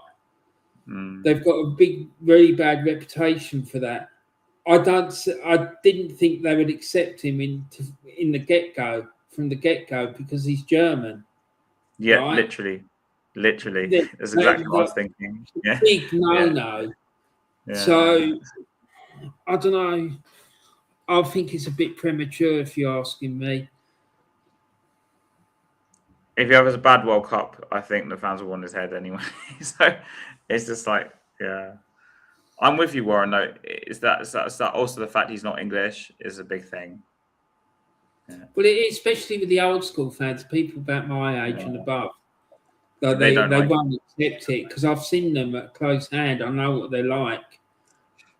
They are extremely right wing, extremely xenophobic, and they will just not accept it. Do you know what I mean? I just think they're waiting. They were waiting for it to start going wrong before they started turning on him. Now, I remember me saying that to you, Steve, when they appointed him, like that. I was worried about that the fans could turn on him really quickly, just because of the fact he's German. Just looking at unfortunately, you're right. You're right, Warren. Unfortunately, you're right. That's the first thing I thought of when Tuchel was appointed. Will the England fans accept him because he's German? Yeah, I hate to say it that way, but it's just the first thing I thought of. I was like, it's a very strange appointment. It's the England supporters. That's what they're like. Well, certainly the ones around my age are. What do you think about it, Steve? Yeah, he's pretty angry, so I'm gonna let him. You really want to know? Yeah. I'm fucking pissed off with it, Warren. I've had enough. Why has this guy got a new contract that he shouldn't get? We haven't even played the World Cup yet. He's supposed to be there for the World Cup, the end of the World Cup. We don't know if he's going to do anything with us, if he'll get us even to the final or out of the fucking group stage or anything like that. And they've signed him onto a new frigging deal already. And it has his shades of Capello. That's why they've got him on there. Capello, they've done the same with him. And what did he do? He was shit as well. And why they done this, I really do not get it, lads, you know. I'm so fucking annoyed with this. Is it, I think he's saying, oh, I'm committed, I like England, I like the setup. Is it because of the money as well, Thomas? Is it because of that? Tommy Tickle, you're going to fucking get a load of money just to take us nowhere yet again, and then into the Euros probably do fuck all there as well. Fucking wanker. Steve, do you know when the contract, this new contract, it ends? Is it 2028? It's 2028. They've signed him up to 2028. Yeah, but does that mean after the Euros or before the Euros? I think it's before the Euros, is it, or after the Euros? I think it's from what the articles, it implies that he's going to have the Euros and then it ends. Oh, fuck off. Tuchel is good. Way better than Southgate, won the Champions League, good at Chelsea. Get the fuck out of this live chat. I'm not having that. No, he's not. He's not. Steve, and Southgate somehow got us to a final, semis and the final, and still didn't win it. Still didn't get us anywhere. There's a lot of me that does agree with Steve, because, like, if I was an England fan, I think I'd have the same attitude, right? Because wouldn't that be the truth, Steve? You're right. All that, stuff about bringing back Henderson and like not giving younger players a chance and that, you're supposed to be building for the future. Henderson's had his time. Do you know what I mean? And like to bring him in, I just don't understand it, mate. I really don't. And I think the problem is as well that he plays, the style of play that he's employing is almost exactly the same as what Southgate's was. And it didn't work for Southgate, did it? They were lucky. They stumbled their way through to the final and then got outclassed by the Spanish in the final. Do you think that England end up getting Eddie Howe? Because if Eddie Howe... Well, that's who I wanted, Harry. I would love Eddie Howe. But now that rules him out of getting in because of all this. I'm saying in a hypothetical situation, if Newcastle carry on the way they're going, because I know I've been watching a lot of Newcastle streams recently. Oh, shut up about Tuchel. Fuck off. No, I don't want... sorry, Harry. I'm not having this comment here. Tuchel is a better manager. On what? On the strength of what? What are we going? What has he done over here? What did he do? Oh, yeah, won something with Chelsea once. Won the, was it Champions League, maybe? Champions With League, Chelsea and that? You tell him, Steve. What else has he done? You know? What's he achieved? Probably maybe something in Germany or what? I don't know. But he's not been amazing in the Premier League. That's why he never stayed anywhere, did he? They kept moving him on. Oh, here we go. Look, won a Champions League, good at Bayern. Yeah, that's what I mean. Germany. It's in Germany. Hold on, Steve. Let's look into that because he wasn't good at Bayern. He got sacked. Oh, Because right. he was good at Bayern. That's Dortmund, nonsense. I don't That guy's on a wind-up, Steve. He might be. His name might begin with an M, actually, for all we know. Or Jay. Yeah. Let's see if he's won anything in Z. Yeah. The guy, whoever it is, League runner-up. whoever it is, Steve, they're on a wind-up. I can guarantee you that because that comment. Oh, he did win a trophy at Dortmund. Oh, well, there you go. He's still Germany, isn't he? And how long ago was that? And DFB Pokal. That was like 8 years ago, though. He got sacked to Bayern. They got rid of him so they could bring in that ex-Liverpool player. Yeah, really, I don't think it is, mate. It's not fact that he did well at Bayern. He got sacked, mate. You better not be zippy in here, winding me up. You better fucking not be.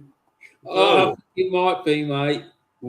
I tell you what, Steve, there's something we definitely can't all agree on. I know. Steve, did you hear what I said? Yeah. It's definitely something that we can't all agree on. Yeah, I know. I heard you, Warren. Loud and clear, mate. But, you know, I'm sorry. I'm just not happy with this. What on the strength of why has he got a new contract extended already when he said, well, I'm happy just to add to the World Cup? And that's what he was originally contracted to do. Take us to the World Cup, see how we get on in the World Cup. If he gets us anywhere there, wins it, and then that would be it. And then if he done well, maybe get an extension, maybe get a longer contract. So why has he already got it now? That makes no sense, and it's I would not have right. liked to have seen England appoint Eddie Howe. I think he would have been a good manager for England. Steve, just fucking put that geezer on in time out. Yeah. Do you want me to put him in time out, Steve? Yeah, go on then, mate. Yeah. Same me doing it. But the geezer's on a wind up. I just don't know how this happens, that because it's got to be a big lot of money. You offer somebody a sack full of money, a fucking barrel full of money, they're going to take it, aren't they? And say, look, I'm going to stay. That's what they've done with Capello. They paid him a load of money. I think with Eddie Howe, the problem is to get him out of Newcastle. But I know a lot of the Newcastle fans want him gone. So I don't know whether in the summer they might decide to get rid of Eddie Howe. I'll sign him out, Warren, anyway. Yeah, sorry, go on. Sorry, Harry, what were you saying? I'm so so as I said, I've been watching a bit of Newcastle content lately because we were playing them, of course. And a lot of their fans want Eddie Howe gone. They think, the time is up. The results have not been good. So there is a universe where maybe Howe leaves in the summer and say England don't do well in the World Cup, and then maybe he could come off, join England the World Cup. But now they've given Tuchel another contract. I've got my doubts about that scenario because I thought, they'll let the World Cup play out and then see afterwards. Yeah. Exactly. Yeah. And now it's all changed again with what's happened there. And I think they were saying something about, in case he goes to somebody else, get him like Man United or whatever, go after him and try and get him, and then we won't be able to stay on with England. But I just know, I don't get all that. I really don't. I still don't think Steve, that's right. I think there's something behind the scenes that we don't know about with all this. Yeah, I do. Right? I'm thinking that they approached May. I know this is going to sound mad, but I think this is what might have played out, right? They approached Gareth Southgate initially. Manchester United, and they weren't successful, and they're sort of waiting for him to come and whatnot. And they wanted that Tommy Tuchel was interested in taking the Man United job, and they turned around to him and said, "No, we're going to go with Gareth Southgate." And because they've turned him down, he sort of said, "Oh, okay, England, I'm happy to take the job on for a bit longer." I mean, what's your thoughts about that? Yeah, I pretty much agree, Warren. I pretty much agree with that. I mean, it's, for me, though, I still don't understand this. So, as you say, I think there is something going on in the background. I really do. It's because it don't make any sense. That sounds right. It doesn't make any sense because he hasn't proved himself. All he's done is get England to the World Cup, and any of us could have done that. Anyone in this chat or any of us three could have taken that England team to that World Cup. Look at the group they had. Look at the group they had. It was so easy. Yeah. So they lost. What was it? The friendly, Senegal. They wanted him like that. Why didn't they appoint him for that period of time at the beginning? Why didn't they give him a 3-year contract from the get-go? 3-4 year contract from the get-go. I just don't understand it. So there's something wrong there. Something smells off here. There is something really off. Smells like bullshit to me, to be quite honest with you. It's going through the 3 winners and losers, of all this. Yeah, Morgan Rogers, Elliot Anderson, both, should be there, I would say, playing for England. They should start. Both of them should start. Rogers has to start. Yeah. Oh, I totally agree with that. That's for sure. England fans, arguably the biggest winners. Well, are they? Really? I don't know. I don't know about that. Because, you want someone who's going to transform that squad and energise it and get them playing with a bit of passion and enthusiasm, because that was the big criticism in the Euros, that they didn't play with aggression or any sort of energy. They were just lackluster and poor, to be quite honest. Yeah. So I agree with Steve, particularly on the way that he's ignored the emerging talent and get some of these youngsters in when they were playing the likes of bloody out of French Mongolia or wherever it was they were playing, who were 450th in the world ranked, and he was playing out a full strength team. I just thought, why are you doing that? Why not give some of these youngsters a chance? Blood them in. I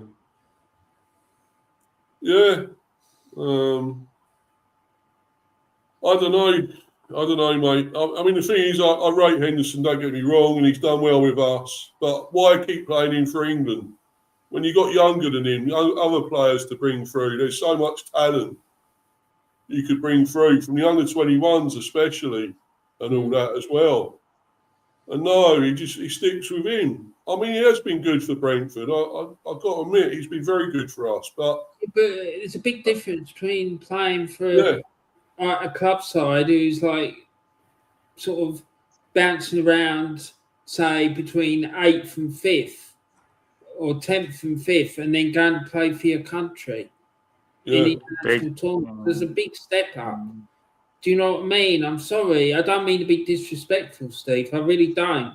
I know. Well, I don't want him there either, Warren. I don't want him playing for England. And I prefer to have, younger players coming through the young talent we have got. We know there is. And he's showing it. especially when you're playing the likes of Lithuania at home, where it'd have to go dramatically, really badly wrong, or teams on the similar level as San Marino, or I don't know who else they played in that group, but it was a really, really, really weak group. The only real contest that England had in that group was is it Serbia and everything? Is it Serbia and sometimes Albania? Yeah, I know that Albania sometimes can be a handful, but you can still got away with putting some youngsters in and making sure you had plenty of experience in the starting 11. But against like some of the other country that was in there, I can't remember who it was. We had one that's 100 and something in the world, wasn't it? Or 200 something in the world, and we still struggled to do really low ranked country could have got away with playing the under 21 team, and they would still. Yeah, and he struggled to win 2-0 or something in the game. Yeah. But that's because of his tactics. You should be walloping teams like that, fucking slapping them up. 6, 7, 8 or something goals in it, you know. The team of old would have done that. England teams of old, they would have done all that. When you had Gaza and Hoddle and Lineker and Eric Waddle and so forth, you know, the top strikers that we used to have as well. Steve Ball. Oh, Steve Ball, yeah. Let the body loose, as Jimmy Greaves said. Steve, I'm really sorry, mate, but I'm going to have to go. No, that's all right, mate. That's all right. I'm going to finish in a little while myself because I've got to get off soon because I'm going to the game tonight, obviously, the Dyche. Oh, please, I beg you, win the game, please. I'll try, Harry. Yeah, hopefully. Please stay at home because every time you go, they lose. Yeah. Please do not go. Oh, sorry. Yeah. Well, I can't. I've got the ticket now, Warren. What can I do? Sell it. Yeah. Who wants it? Do you want it, Harry? Do you want to go to the game? No, I can't get Brentford. Quick. Oh, right. Please sell it, Steve. Just go down to a pub and sell it. For God's sake, don't go inside that stadium because you're a Jonah. Yeah, I know, man. I know. No, we're due to win one when I go there. Come on, it's going to happen. And hopefully tonight, you know. Yeah, well, I hope you're right, mate. But I don't want to tempt fate, mate, to be honest. You know, apparently I heard Saliba might be out. I don't know if that's right or not. God knows. Havertz is meant to be in. I know who that person is that told you that. I wouldn't believe anything that's up. Oh, right, yeah. Talk those shit, yeah. But yeah, that German giraffe ain't playing. Oh, fuck's sake. He's not, he's injured. Oh, good, injured. Come on. Yeah. Brilliant. That's good, mate. Good, man, because I don't want him scoring again. So that's good. He always scores against you, Steve, doesn't he? Yeah, fucking arsehole. How the fuck do they always score against us, man? Steve's got a hit list of players because they only ever score against Brentford. He's on there, and Harry Wilson, Darwin Nunez, and all that on there. Fucking, he's not even here now, is he? He's gone. Bremer will be on that list soon as well. He scores against you. He always scores against us. So Bremer always scores against Tottenham. Yeah, he's good. He's brilliant, isn't he? Yeah, I remember when he scored for us against you. That was it in a minute or so, or like that great volley or something. We still lost. We lost to you, but yeah, it was a great goal. But This is really struggling at Newcastle. Like this is really struggling at Newcastle. Yeah, I've got no sympathy for him, mate. So I don't give a fuck anyway. But to be honest, I hate the guy. Can't stand him. So, you know, well done it, wouldn't it? That's not right. See you later, yeah? All right, take care, mate. Cheers, thank you. Thanks very much, Steve. Cheers, buddy. Have a good one. Take care. Cheers, bro. Bye. Arsenal don't win. No, not having Arsenal winning tonight. Anyway, Harry, so, I'm just going to be talking about this for a little bit and about our team tonight and whatever. We're going to get on. Got a bit of injury news and stuff. So I'll just go into that. Got squad. Get off about Tuchel because I've had enough talking about that. Going off on a rant. I hate that, mate. But unfortunately, it's happened. Not a lot we can do about it, I suppose. But if he fucks up, that's it. Sure, they can sack him. Sure, they can just sack him if he does a really bad World Cup. Well, I hope they do, but I mean, they put him on a long contract till 2028, so 2 years. He'd have a nice payout, I guess. Yes. It's not right, is it? Though I mean, they done that with Capello, didn't they? And look what happened there. Yeah. So Capello was a rubbish England manager. He didn't get it. He didn't was vibe with players at all. Like it just didn't work. Didn't he drop Beckham as well? I think. What I remember. I think he probably did. Yeah. He didn't like him. Yeah. He had him at another club. But he didn't like him either. I remember. Real Madrid or something. He didn't like him. Yeah. I don't know. I never understood that with Capello, and he didn't really. I don't think he spoke too well. He couldn't learn the English properly and stuff. Yeah. And communication was all bad there. Sharda's out. Yeah, well, he's suspended, wasn't he? He got a red card, so that's why he's out. His last game, I think. No, second game. His 3-match suspension. So. Josh Da Silva knee ligament always is out, still out for ages. Fabio Carvalho, Anthony Milambo both got ACL, so they're out for the whole season. We won't add them at all. But we got the main lot. So Watara, he was brilliant again the other day. You don't want a Villa, man. You won away to Villa. That was a big win. Yeah, Villa 1-0, yeah. And Newcastle. Since I spoke to you, your away form's got way better. Yeah. Yeah. Well, last year I think we only won 2 away. I think it was. So we need to improve it. Let's be honest. So I think it's 4. I think we may have 1 away now. I think it's 4. So that's pretty good. And hopefully we start winning at home again tonight would be good. Because we lost to Forest at home in the last one. Oh yeah. I don't know how, but we did. But weren't happy about that. But yeah, it looks all right. I think we'll add pretty much the similar team. I think he'd keep the same team. It's winning team, so you wouldn't change it too much, would you? I suppose. So add Thiago up front. 1 game a week, really, aren't you? So. Pretty much. Yeah. I'm just hoping they might play Damsgaard tonight though as well. I really think he'd be great there against Arsenal. We need somebody with great distribution, and that's what he provides. So he's a great player, a quality player. So hopefully he'll be playing. Arsenal scored 15 goals from set pieces. Best in the Premier League this season. But we shipped only 2 goals from set pieces last term.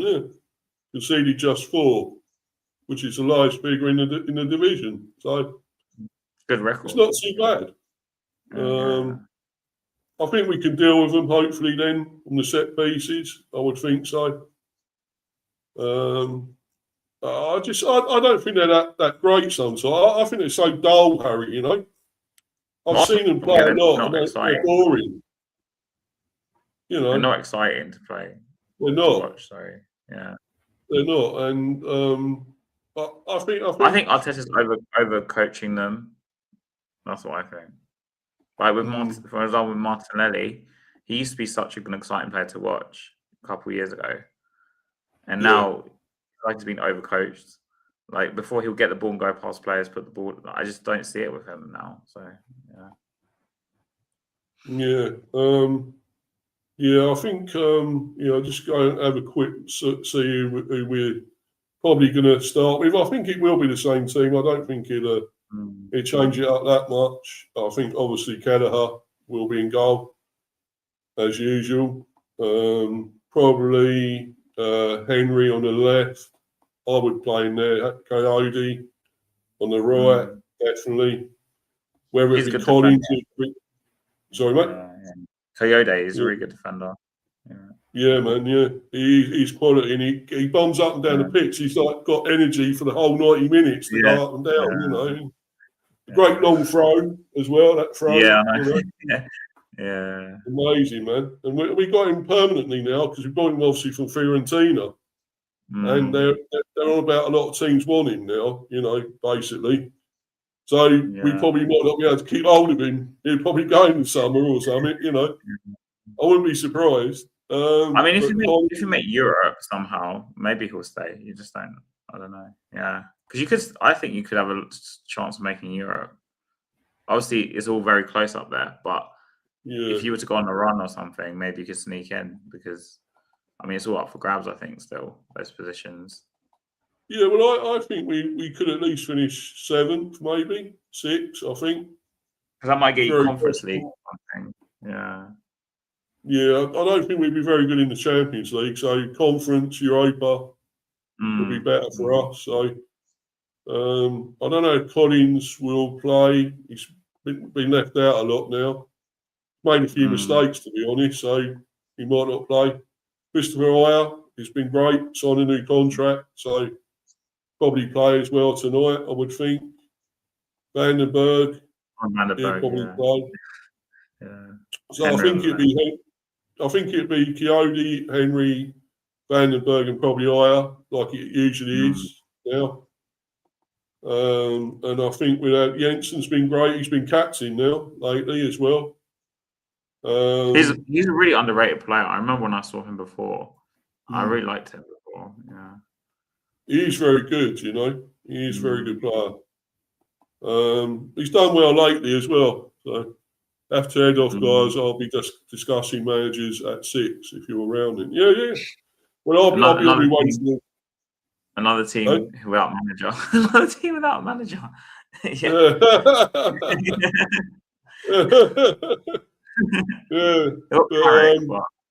Anyway. Oh, Carrick, yeah, he's still there, isn't he? So yeah, but I mean, like permanent. He's probably discussing permanent managers for the summer. Yeah. Yeah, well, I don't know who else. Play? Henderson, I don't know. He might just be on the bench. I'm not sure tonight. We'll see. He's done it right though. He's done well for us. I've got to admit. I didn't want him there to start with, mate, but he's done it right. To be honest. Yeah, now he's signed a new deal. He's doing well, playing well. Scored against Newcastle, great header. So he's doing pretty well. Yeah, Damsgaard for sure. I want him playing tonight. I want him playing, definitely. It's got to, for me. Yarmulia's done all right, to be honest. Actually scored a goal, his first ever goal for us as well this season. So there he's out. Malambo's out. Onyeka's out on loan. He's out to Coventry. Onyeka. So Carvalho's out with ACL. The Silver's always out. Right, forwards. Well, yeah, Mr. Thiago. About time he got another couple of goals. Yeah, he got Thiago. Yeah. He's so good. I'd like to see him score tonight. You know, he really reminds me of the old Premier League strikers. I don't know why. Just the way his like just his style of play reminds of like the old school Premier League strikers, where he's like very strength focused and he's got a bit of pace. And the kind of goals he scores, he just smashes them. He's a big lout and all. He's a big guy, you know, and you know, he's a bruiser, you know, and can bully defences at times, you know. So, I think he's got to do it against Arsenal tonight. You know, make it uncomfortable for them. And if he can do that, I think if he can get a couple of goals, that'd be amazing tonight. So he scored a penalty in that last one against Newcastle. So hopefully that'll kick him off to get more. Nelson, that's hardly ever played. He'll probably be on the bench again, no doubt. He can't play because he's on loan currently. Yeah, he can't play. Yeah. Oh yeah, that's right. Oh yeah, of course he can't do it, and he can't play tonight. Well, Ouattara has been amazing. What a player. Yeah. Quality, absolute quality, going from Bournemouth. So he was Oh, good yeah, I for thought you them. got Bournemouth, didn't you? I was trying to remember where Yeah. you got him from. Yeah. Yeah, he's quality, mate. I'm glad we got him. And scoring Lewis lately Potter. as well. Lewis Potter, yeah. Yeah, I think he's good. I think he's a little bit lightweight at times. That's the only thing. But yeah, he has got ability, no doubt. He's a very good player. We got him from Hull, of course. And how long ago was it? It's got to be about 5 years ago or something. I think we got him, was it 4 or 5 years ago? Something like that. But That's yeah, what I mean. he's, Your recruitment is really good. Like yeah. you got in players that are just I've never heard of. I've heard of some of them, obviously some of them from the Premier League, like with Ouattara, and they just hit the ground running. Which means like the difference between Brentford and Tottenham is you sell a player, but even obviously when Bremo left to like United and West Hampton, you already had a plan to replace them straight away. So Yeah, the Spurs, we've sold some last summer. We're saying signed a left winger, so it's just, do you know what I mean? Yeah, we always seem to do this. You know, we seem to get the gems still. You know, somehow bring new players in and find them. You find them out of yeah. So I mean, this is Mel Donovan. Yeah. Oh, sorry, what was that, mate? Sorry. Your scouting team must be really good because if they're finding these. Oh, it is. Yeah, it is. Yeah. It is brilliant. I think it even was with Frank when Frank was here. So we had, you know, he oversaw a lot of the signings as well, of course, but he left it to Phil Giles. It's more like because Phil Giles is more the head of it all. Yeah. So he always oversees it. So and we always bring in. He always finds these gems. And Ramel Donovan, we got him from Birmingham, I think it was. He was in the B team to begin with, but he's been elevated, upgraded to the first team. He came on against Newcastle. He's actually quite good when he came on. So be interesting to see what he can do. This new guy here, Kaya Fioro, got him from Club Brugge, only 18, 6'3".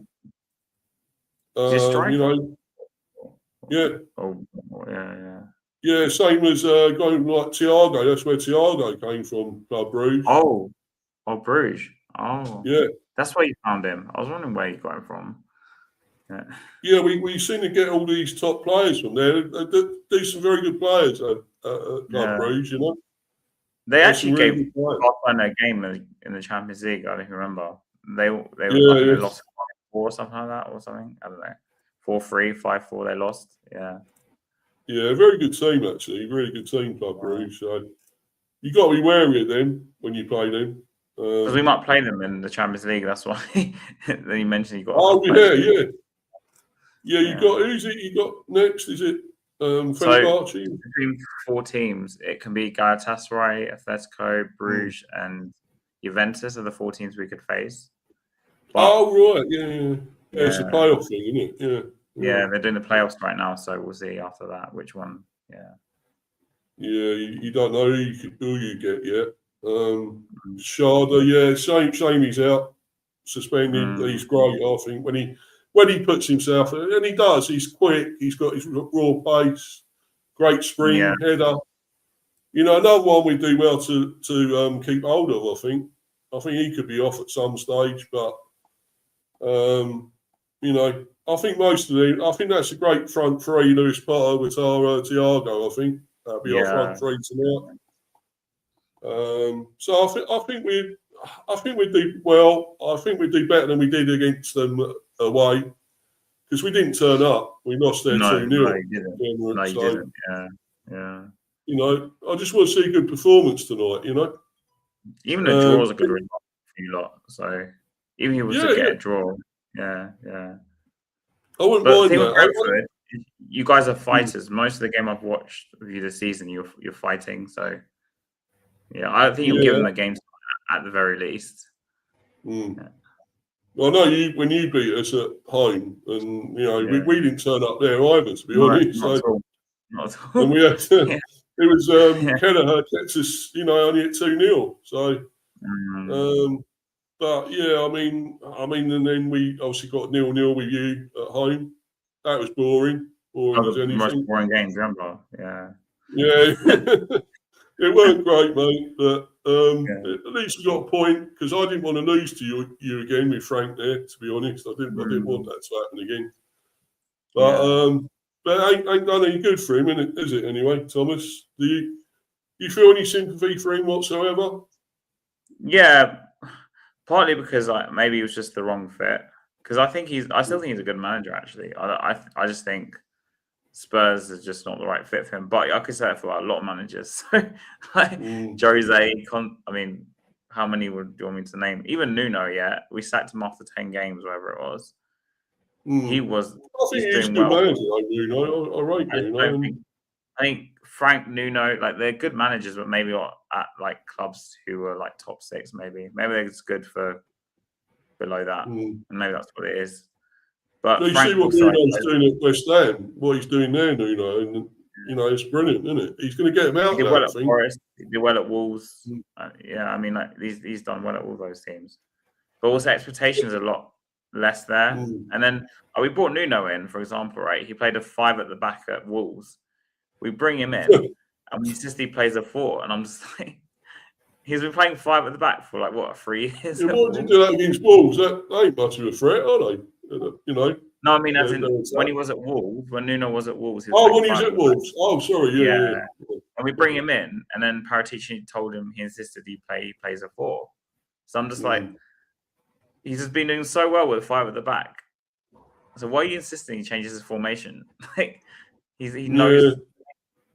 Anyway, maybe you thought you don't want to play like that. You think with Spurs you don't play 5 at the back, and you want to be more attacking. Conte were good with 5 at the back, but we had Kane and Son and Kulusevski, so maybe that's the difference. Yeah, but better team then, didn't you? Really, when you think about it. I mean, now we're just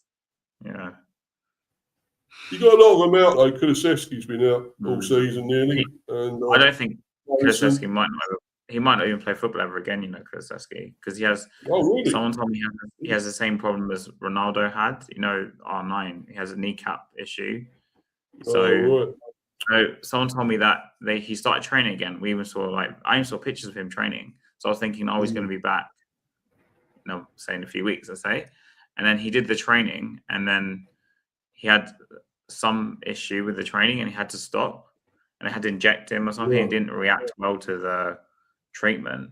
So someone told me it's a knee injury, kneecap problem. So what would happen was Ronaldo back then would play a few games and get injured for 6 months, and so maybe he might not play. I don't know ever again. And Maddison had his ACL, so that's why the signing of Xavi was so important, I guess.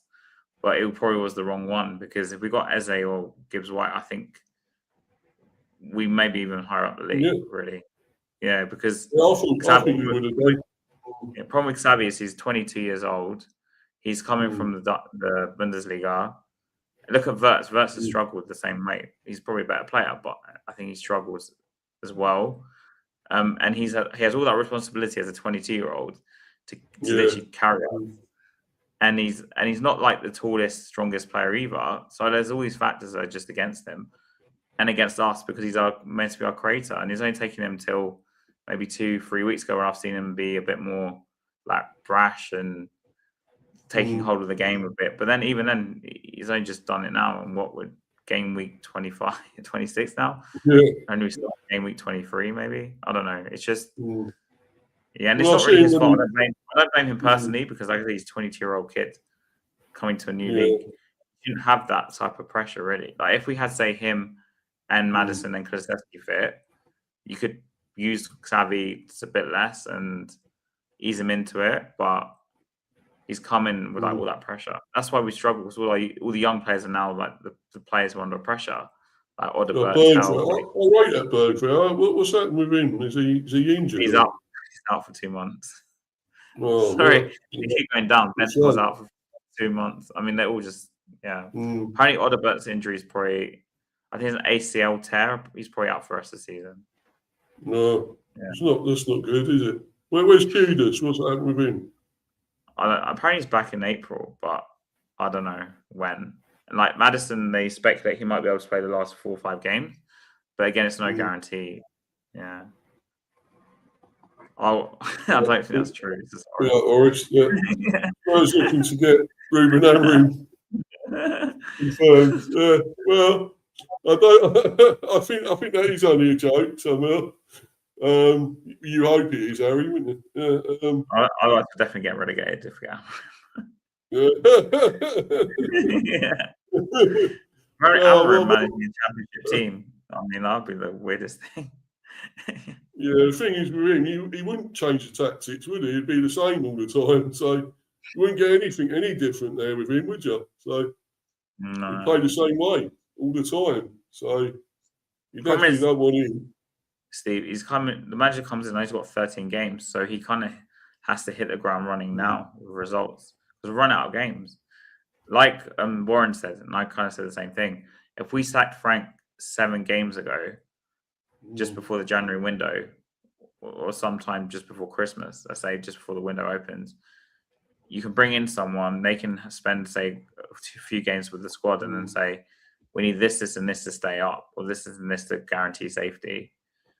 But we left it to after the window. So that window has passed. We bought a youngster and the Gallagher, literally, that's all we bought. And then the results have got worse. So, unsurprisingly. And then now we knew the February fixtures also were going to be the worst because we played City, United, who also just played Newcastle as well. And we've got Arsenal next. Like, it's the worst set of fixtures. So it was the best thing to do was to sack the manager before the January window. So he can bring him in, he can make some changes in January. Then you've got the hard fixtures in February. By the time we get to February, hopefully he's got his people in and we get some sort of form. But I think my worry is we've left it too late. That's my worry. Like, he had to go, but we've just left it too late. Yeah. That's my biggest worry. And if they get the next appointment wrong, I think that's it. I think the club is just like, we're done for. Well, I hope you do make the right one. I mean, you know, I'd hate to see you go down. Well, I would have been one of the rare ones, maybe. Arsenal fans won't be sorry, but I'm sure want us to stay up. Someone wants us to stay up because of a North London derby, so we can play them every year. Right, yeah. It's quite interesting, but I think after going to the Newcastle game, I'm kind of resigned to the fact we're going down. I know we're 5 points clear, but we just can't buy a win. And we've got Arsenal next, and it's the best team in the league, so it's just yeah. We know about that. I hope we can beat them tonight, though. I really do. I hope we beat them tonight. I don't want the title, but with that, I kind of resigned to the fact they're probably going to win the league. So imagine the same season they win the league and we get relegated. It would just be crazy. I'd have to lock myself in my flat for like 2 months or something. You don't want to do that, Harry. No. And you know where I work is near the Arsenal. I work in Islington, so it's common Angel Islington. It's kind of near the stadium. Do you know when Arsenal play? There's loads of traffic in Angel, and you see the Arsenal fans get on my train. I have to go through Arsenal on the way home. Some of them walk from Angel to the stadium because it's not that far. I think it's like a 20-minute walk. Yeah, a nightmare for you then, really. Like, if they were to win the title, I'm kind of just going to get relegated. I might not have to go into work for I might just not go work for a month. I don't know. Oh, poor you, man. That is not good. But there we go. So only 2 things happen. Yeah. You should move. Harry. How about that? Move somewhere else. Yeah. Also, my area. So, do you know North London well at all or not? So I live in Southgate. Southgate, Cockfosters. A lot of Arsenal fans are here. So when they play at home, if I'm a weekend game, when I talk about my work as well, midweek game, if they're playing Champions League, I see them a lot on the train. Basically, I have to go past Arsenal on the way home and past Holloway Road. That's towards Southgate. So when they play an away game, I walk out in my area and there's all these Arsenal shirts everywhere. If they were to win the league, I don't even know. My area is going to be packed full of Arsenal fans probably as well. Yeah. Yeah, no, I know some areas in North London, but you know, I'm more because obviously Brentford's sort of west, isn't it? Yeah, So, obviously, yeah. yeah, You're kind of like, but yeah. yeah, I know bits of it. Because I obviously go out there sometimes to watch some of the games. Obviously, I've never been to the Tottenham Stadium yet. I ain't been to that one yet. So Trust me, if we go down, it'll be easy to get tickets. So yeah, go to the Beyonce Stadium. You know, yeah, Beyonce one. Yeah, Beyonce sponsored stadium, or is it? we don't. Where else do you go there? It's when you say that because AIA, our sponsor AIA, we're losing when they're not going to sponsor us. I think after this season or the season after, I can't remember. So now they have to find another sponsor. So if we were to go down, we've got that issue to deal with. There's no naming rights to the stadium anyway. So it's like, what are we doing? I don't understand. And then when we tried to protest, there was like 50 of us that went to the protest. So our fans are just not. It's not serious. And you walk past the club shop, and it's full. I'm just like, do you guys not understand where we're going? Like, why are you buying stuff from the club shop? Yeah, why do you get what's your other sports you have there? Is it what else is it you do there? American football or something? NFL. They do NFL. American football, you're right. You can get them to sponsor you a team from them or something, or their association. Or, maybe. You know, get something from their NFL on the shirt or something or whatever. Anything like that. You know, just anything. That'd give you some more money, wouldn't it? I'm sure they'd put money into it. So, but what you want to do is stay in the Premier, and you want to be successful. That's what you really want, isn't it? So, I just don't see Poch coming back if we get relegated anyway. I just don't see how. Why would he come back when the Championship? It's just he'd be an idiot to come back in the Championship. I think that's what I mean. If we go down, we're in massive trouble. Who's gonna be the manager? What team we're gonna have? Because a lot of the players I think will go, and they want to go anyway. Like Romero, Van der Ven. A lot of the other players probably want to go. What do you make of him? I mean, Romero's an idiot, really, isn't he? Let's be honest, what he's doing. I didn't want him as a captain. You know?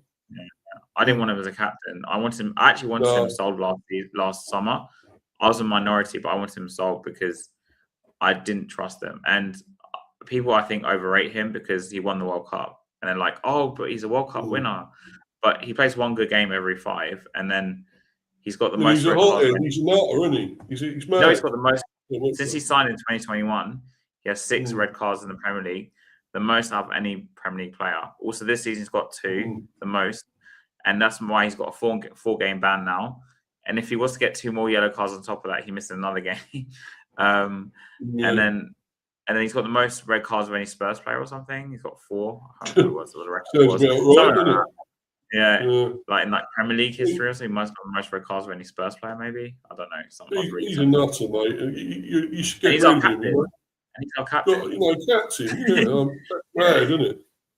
That sums it up really. It sums it up really. There's no leadership in the club. Like, who would you make captain then, Harry? Who would you make captain?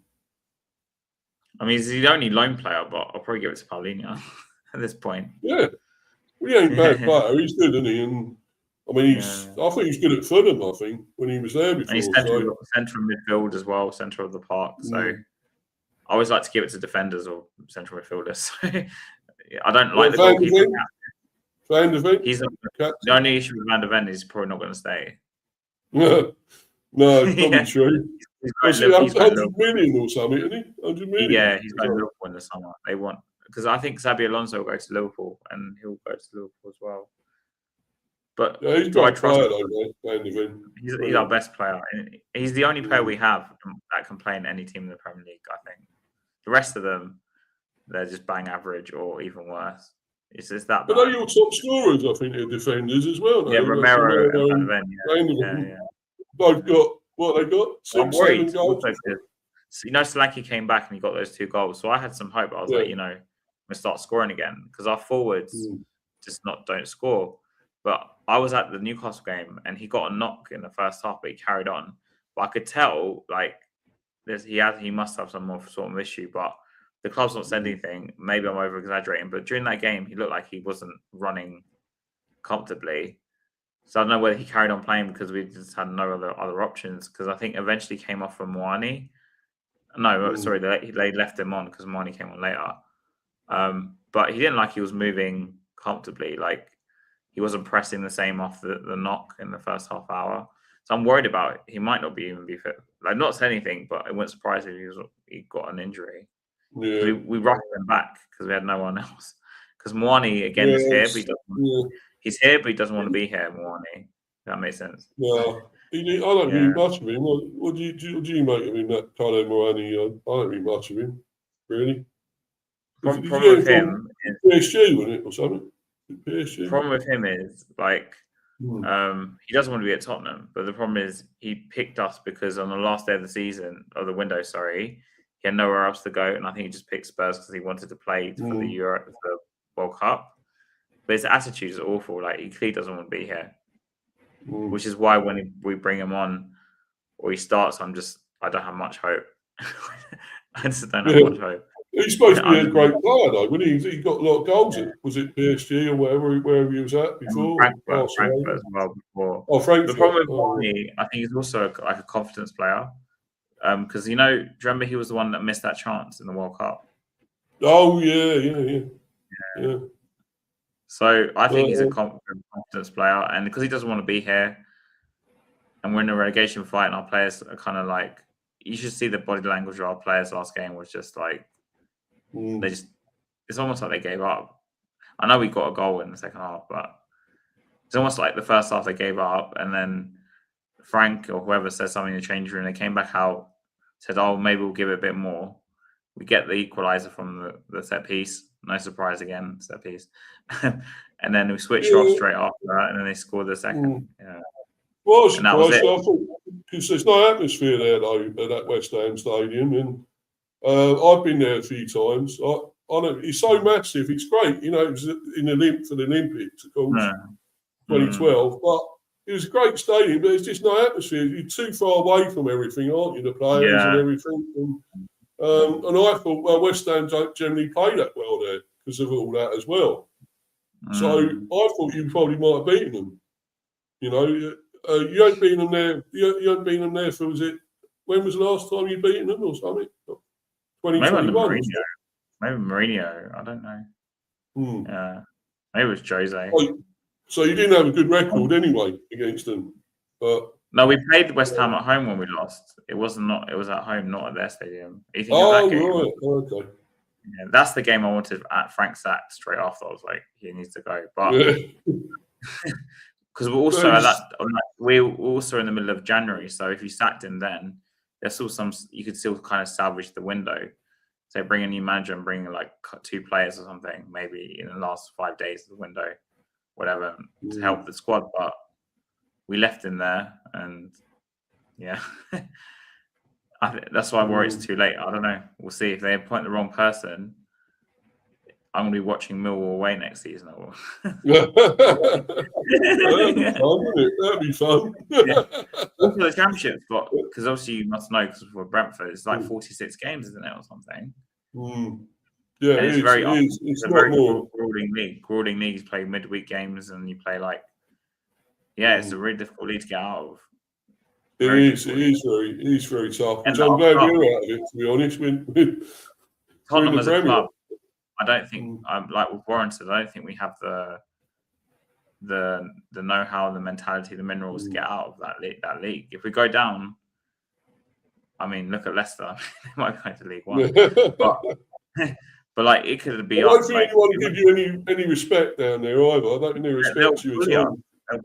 For our players are weak, they'll bully our players, and then even Xavi, I don't think he even lost in the championship because we played Doncaster in the cup earlier this season, and he was even playing off the left, kind of out of the way of the centre of the park, but he kept obviously tucking in. But all the Doncaster players were just bullying him, so he wouldn't. I don't think he would probably leave, but if he was to stay, he wouldn't. He would not. The championship would eat him alive. I don't care if he's a Dutch international. The championship would eat him alive. Every game I watch in the championships, like a boxing match, basically. And Yeah. Ain't the best of the leagues, is it? Dutch one? Oh, wouldn't say. No, I mean, no, I'm saying he's a Dutch international. Even though he's a Dutch international, oh, I sorry. still, yeah, I don't think he's so highly rated. He was at PSG, wasn't he? I still don't think he would be able to hack it in the championship. It's a totally different. No, Championship is totally different. It's just our it players is, we have it's now. hard. Yeah. The players we have now, they're not mentally they're not strong enough.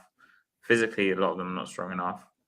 And this is why we are where we are. And if we were to fall down, I'm worried. Like, what is our team going to look like? Who's going to be the manager? Yeah.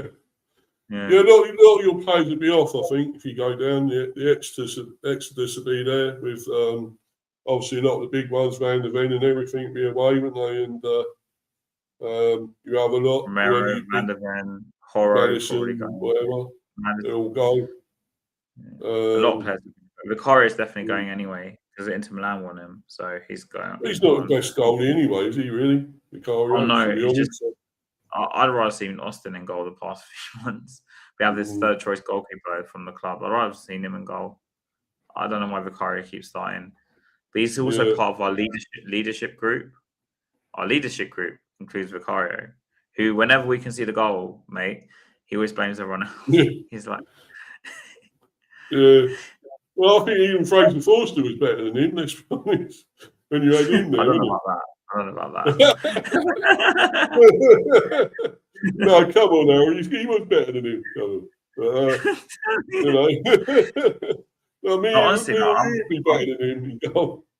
I think on Monday morning we'll learn a lot more because I think they'll probably appoint someone on Monday because that's the week before the derby. So I think they kind of have to have someone in place. But my worry is they give it to Heitinga, maybe the coach they have already there. I think in an ideal world they probably want to bring back Poch, but the problem is I don't see him leaving now because of the situation unless they're willing to pay like I heard it's like a club record fee or something to buy him out this contract. Are they willing to do that? I don't know. Does he want to leave now just for the World Cup? I don't think so. So then you start with interim options. Is he still got you in his blood, in his veins?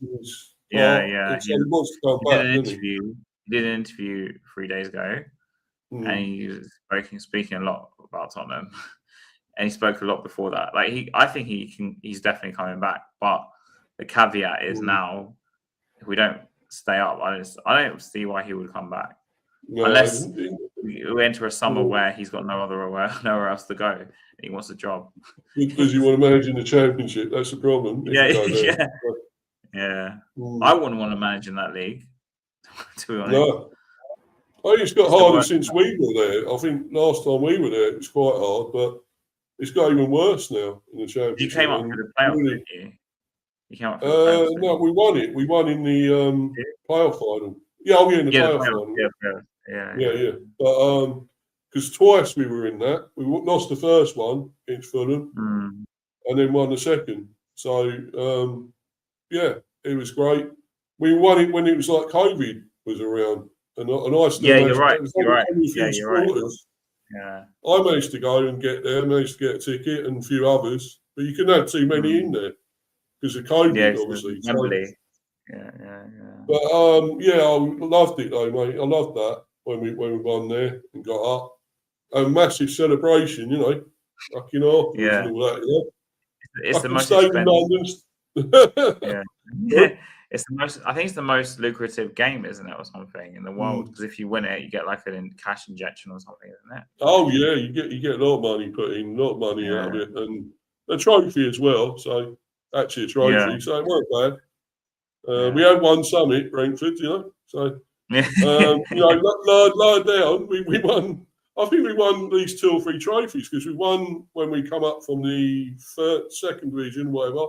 League? You mean League One? League One. Yeah. No, League 2, League 1, and that we won. We won both of those. Oh, you did. You won both of them. Oh, okay. So we won their trophies. We won trophies there. So won't mean much to anyone else, but to us that's quite important. It's quite good. You But know, we've been starved with trophies as well, so.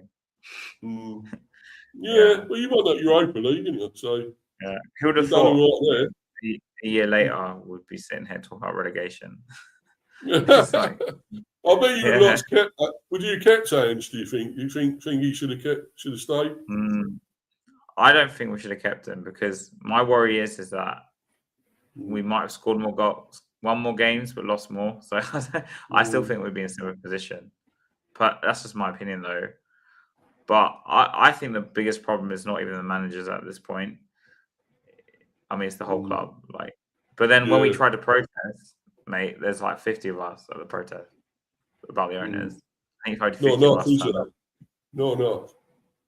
And you walk past the club shop, and we're sitting there flipping like 16th, and there's still people going in and buying stuff. I'm just like,